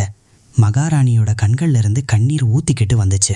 அவங்க சொன்னாங்க, மகாராஜா, நான் ரொம்ப பயந்து போயிருந்தேன். மகாராஜா கேட்டார், அப்படி என்ன பெரிய பயம் உன்னி வாட்டுச்சு? மகாராணி இப்போ தேம்பி தேம்பி அழ ஆரம்பிச்சிருந்தாங்க. அவங்க வார்த்தைகள் அழுகையில அமுங்கி போச்சு. மகாராஜா திரும்பவும் அதே கேள்வியை கேட்டார், சிவப்பிரியா, நான் உண்மையை தெரிஞ்சுக்க விரும்புறேன். உன்னை இவ்வளோ பெரிய தப்பு செய்ய வச்ச அந்த பயம் என்ன? கடைசியா மகாராணி சிவப்பிரியாவோட பொறுமை உடைஞ்சு அவங்க முழுசா சரிஞ்சு போயிட்டாங்க. கடந்த 16 வருஷமா ஒரு பாறை மாதிரி உறுதியா இருந்த அவங்க அந்த ஒரு நிமிஷத்துல சிதறி போயிட்டாங்க. அவங்க வாயிலிருந்து வந்த சத்தம் அழுகையை விட ரொம்ப வலி நிறைந்ததா இருந்துச்சு. அவங்க கத்திக்கிட்டே சொன்னாங்க, நீங்கள் கொஞ்சம் கொஞ்சமாக என்னை விட்டுட்டு அவ பக்கம் போயிடுவீங்களோன்னு எனக்கு பயமாக இருந்துச்சு. இந்த குழந்தை பெருசானதும் என்னை ஒருபோதும் தன் உண்மையான அம்மாவாக ஏற்றுக்க மாட்டானோன்னு எனக்கு பயமாக இருந்துச்சு. இந்த அரண்மனையில் எனக்கு இருக்கிற இடத்த வேற யாராவது பிடிச்சுக்குவாங்களோன்னு எனக்கு பயமாக இருந்துச்சு. எந்த விஷயத்துக்காக நான் 16 வருஷம் ரத்த கண்ணீர் வடிச்சேனோ அந்த சந்தோஷம் எனக்கு வேற ஒருத்தரோட பிச்சையாக கிடைக்குதே, நான் வெறும் பேருக்கு தான் அம்மாவாக இருப்பேனோன்னு எனக்கு பயமாக இருந்துச்சு. மகாராஜா வீர்சன் அமைதியாக மகாராணியே பார்த்துக்கிட்டு இருந்தார். அவர் கண்களிலும் ஈரம் இருந்துச்சு. ஆனால் அது வெறும் சோகத்தால் வந்ததில்லை, ஒரு ஆழமான புரிதலால் வந்தது. அவர் ரொம்ப அமைதியான குரல்ல சொன்னார், சிவப்பிரியா, நான் எப்பவும் உன்னை விட்டு தூரமாக போனதில்லை. என் மனசும் என் துணையும் எப்பவும் உனக்காக தான் இருந்துச்சு. ஆனால் நீ தேர்ந்தெடுத்த இந்த பாதை ரொம்ப தப்பானது. எந்த தப்பும் செய்யாத ஒரு பொண்ணு தன் வீடு, நாடு, தன்னோட சொந்த குழந்தை வரைக்கும் எல்லாத்தையும் நமக்காக கொடுத்துட்டா. அவளுக்கு நீ செஞ்ச இந்த துரோகத்தை எந்த வகையிலும் நியாயம்னு ஏற்றுக்க முடியாது. மகாராணி அழுதுகிட்டே தரையில் உட்கார்ந்தாங்க. அவங்க சொன்னாங்க, எனக்கு தெரியும் நான் ரொம்ப பெரிய பாவம் பண்ணிட்டேன்னு. ஆனால் அந்த நேரத்தில் என் பயம் என் கண்ணை மறைச்சிருச்சு. எனக்கு எது சரி எது தப்புன்னு கூட தெரியல. மகாராஜா சொன்னார், சிவப்பிரியா, உலகத்தில் பயத்தை விட பெரிய அநியாயம் வேற எதுவுமே இல்லைன்னு எப்பவும் ஞாபகம் வச்சுக்கோ. ஒரு மனுஷன் பயத்தில் இருக்கும்போது அவன் தெரியாமல் தப்பு செஞ்சுட்டு அது ரொம்ப அவசியம்னு தனக்குத்தானே சமாதானம் சொல்லிக்கிறான். உனக்கும் அதே தான் நடந்திருக்கு. மகாராணி எதுவும் பேசாமல் தன் தலையை மட்டும் ஆட்டினாங்க. மகாராஜா அங்கேருந்து எழுந்து வேற எதுவும் பேசாமல் அந்த அறையை விட்டு வெளியே போயிட்டார். அவர் நேராக கருணாவோட அறைக்கு போனார். கருணா அங்கே உட்காந்து தன் தலையெழுத்தை பற்றி யோசிச்சுக்கிட்டு இருந்தா. மகாராஜா அறைக்குள்ளே வந்து அந்த கடிதத்தை கருணாவோட கையில் கொடுத்தார். கருணா நடுங்கும் கைகளோடு அந்த காகிதத்தை வாங்கி படிக்க ஆரம்பிச்சா. படிக்க படிக்க அவளோட அழுக வெடிச்சுது. அவள் தன் 2 கைகளாலையும் தன் முகத்தை மூடிக்கிட்டா. மகாராஜா அவளோட தலையில் கை வச்சு சொன்னார், கருணா, நீ நாளைக்கு காலையிலேயே மாலோபூருக்கு கிளம்பு.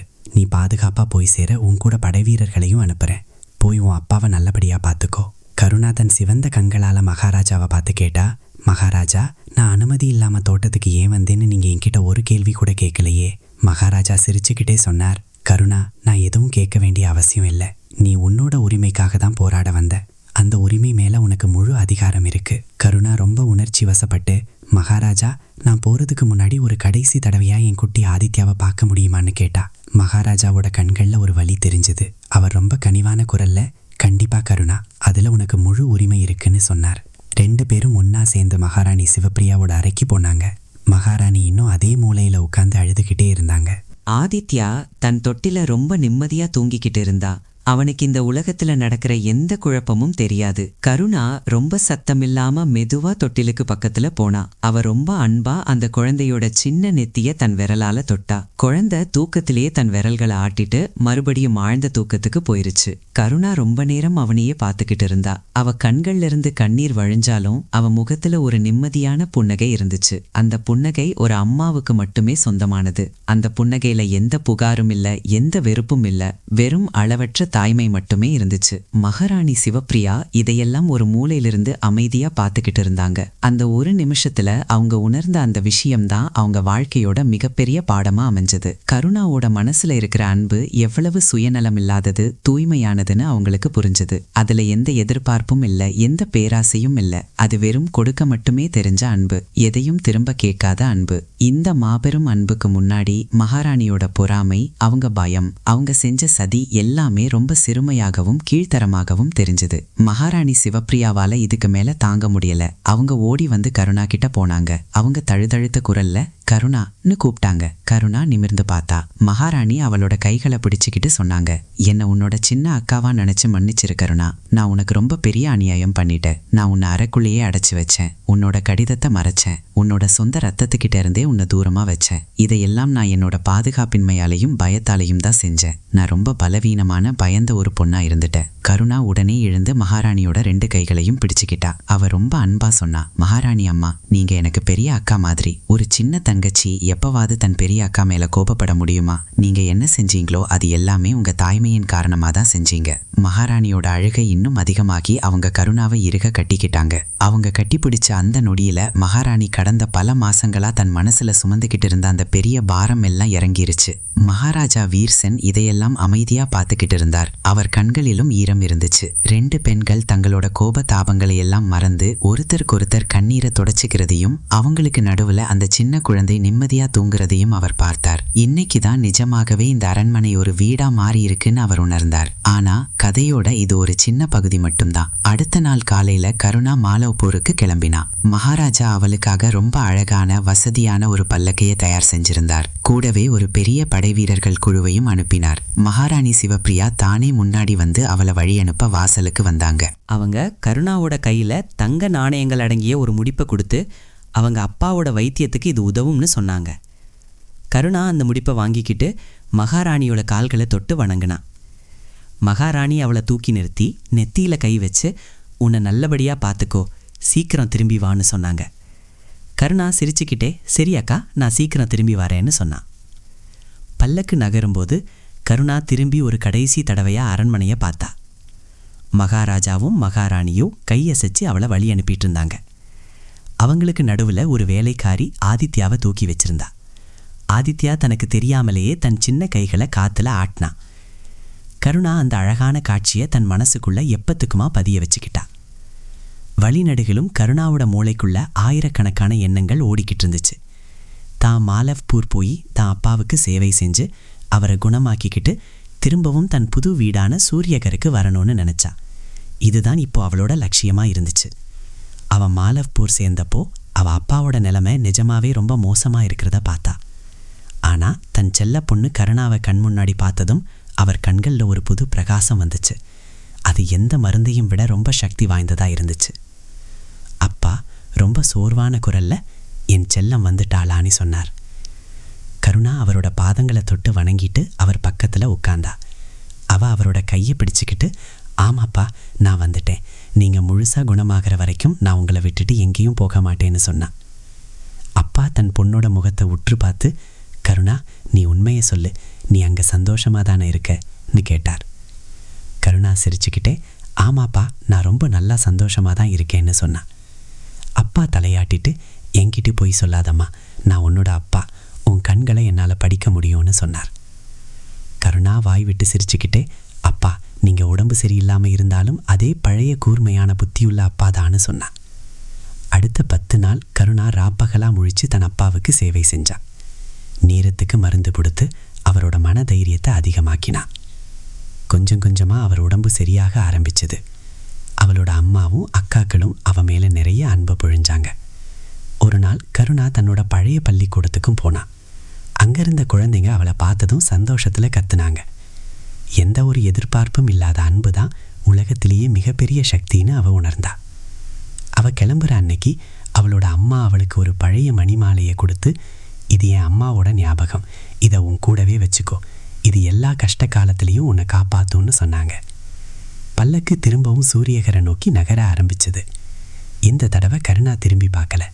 ஏன்னா முன்னாடி இருக்கிற பாதை தான் தன்னை தன் லட்சியத்துக்கு கொண்டு போகும்னு அவளுக்கு நல்லா தெரியும். கருணா சூரியகரை நெருங்கும்போது அரண்மனையோட பிரதான நுழைவாயில்ல ரொம்ப பெரிய கூட்டம் இருக்கிறத பார்த்தா. என்ன விஷயம்னு அவளுக்கு ஆச்சரியமாக இருந்துச்சு. பல்லக்கிலிருந்து இறங்கி ஒரு படை வீரன் கிட்ட, இங்கே ஏன் இவ்வளோ பரபரப்பாக இருக்குன்னு கேட்டா. அந்த வீரன் சொன்னா, இளவரசி இன்னைக்கு மகாராஜா ஒரு ரொம்ப பெரிய கடுமையான தீர்ப்பை சொல்லியிருக்கார். ராஜசபையில் வச்சு அமைச்சர் சுமந்திரனை தேச துரோகம் மற்றும் மோசடி குற்றத்துக்காக ராஜ்யத்தை விட்டு நிரந்தரமாக துரத்தி அடிச்சிட்டார். ராஜவம்சத்தோட அமைதியை கெடுக்கிறதுக்காக அவர் பல பொய்களை சொல்லி சதி செஞ்சாருங்கிறது நிரூபணமாயிடுச்சு. இதை கேட்டதும் கருணாக்கு புரிஞ்சிருச்சு, இப்போ உண்மையோட வெற்றி ஆரம்பிச்சிருச்சுன்னு. அவன் நேராக ராஜசபைக்கு போனா. மகாராஜாவளை பார்த்ததும் தன் சிம்மாசனத்திலிருந்து எழுந்து சிரிச்சார்.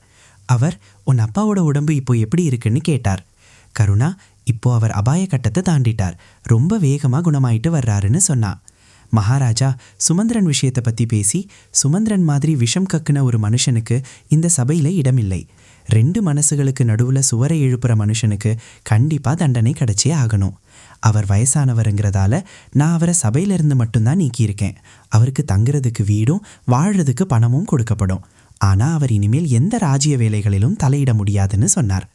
கருணா மனசுக்குள்ள மகாராஜாவோட நியாயத்தை நினச்சி பாராட்டினா. அன்னைக்கு சாயங்காலம் மகாராணி சிவப்பிரியா கருணாவை தனியாக கூப்பிட்டாங்க. 2 பேரும் அறையில் உட்காந்துருந்தாங்க. ஆதித்யா தொட்டிலில் விளையாடிக்கிட்டு இருந்தா. மகாராணி ஒரு பெருமூச்சு விட்டுட்டு சொன்னாங்க, கருணா இன்னைக்கு நான் உங்ககிட்ட ஒரு ரகசியத்தை சொல்லணும். அதை நான் இன்னைக்கு வரைக்கும் யார்கிட்டையும் சொன்னதில்லை, மகாராஜா கிட்ட கூட சொல்லலை. கருணா ரொம்ப ஆர்வமாக, அது என்ன விஷயம் அக்கான்னு கேட்டா. மகாராணி சொல்ல ஆரம்பிச்சாங்க. பல வருஷத்துக்கு முன்னாடி எனக்கு கல்யாணமான புதுசில் என்னோட தாய் வீட்டு ராஜ்யத்துக்கு ஒரு ரொம்ப பெரிய ஆபத்து வந்துச்சு. பக்கத்து நாட்டு ராஜா ஒருத்தன் எங்கள் மேலே போர் தொடுத்தான். அந்த தாக்குதலை தவிர்க்கிறதுக்காக என் அப்பா ஒரு ரொம்ப ரகசியமான ஒப்பந்தம் செஞ்சார். அந்த ஒப்பந்தப்போட நிபந்தனை என்னென்னா, எனக்கு 10 வருஷத்துக்குள்ள எந்த குழந்தையும் பிறக்கலைன்னா என் அப்பாவோட பாதி ராஜ்யம் அந்த எதிரி ராஜாவுக்கு கொடுக்கப்படும். நான் இதை மகாராஜா கிட்டேருந்து மறைச்சிதேன். ஏன்னா அவர் என்னை ஒரு சுமையாக நினச்சி என்னை விட்டுருவாரோன்னு எனக்கு பயமாக இருந்துச்சு. கருணா மூச்சு அடக்கி இதையெல்லாம் கேட்டா. மகாராணி தொடர்ந்து சொன்னாங்க, அந்த 10 வருஷம் முடிஞ்சிருச்சு. அந்த ஒப்பந்தத்தோட காரணமாக தான் உங்கள் அப்பாவோட ராஜ்யமான மாலவ்பூர் கொஞ்சம் கொஞ்சமாக வறுமையில் வாட ஆரம்பிச்சது. ஏன்னா அந்த எதிரி ராஜா அங்கேருந்து எல்லா பணத்தையும் வசூலிக்க ஆரம்பிச்சிட்டான்.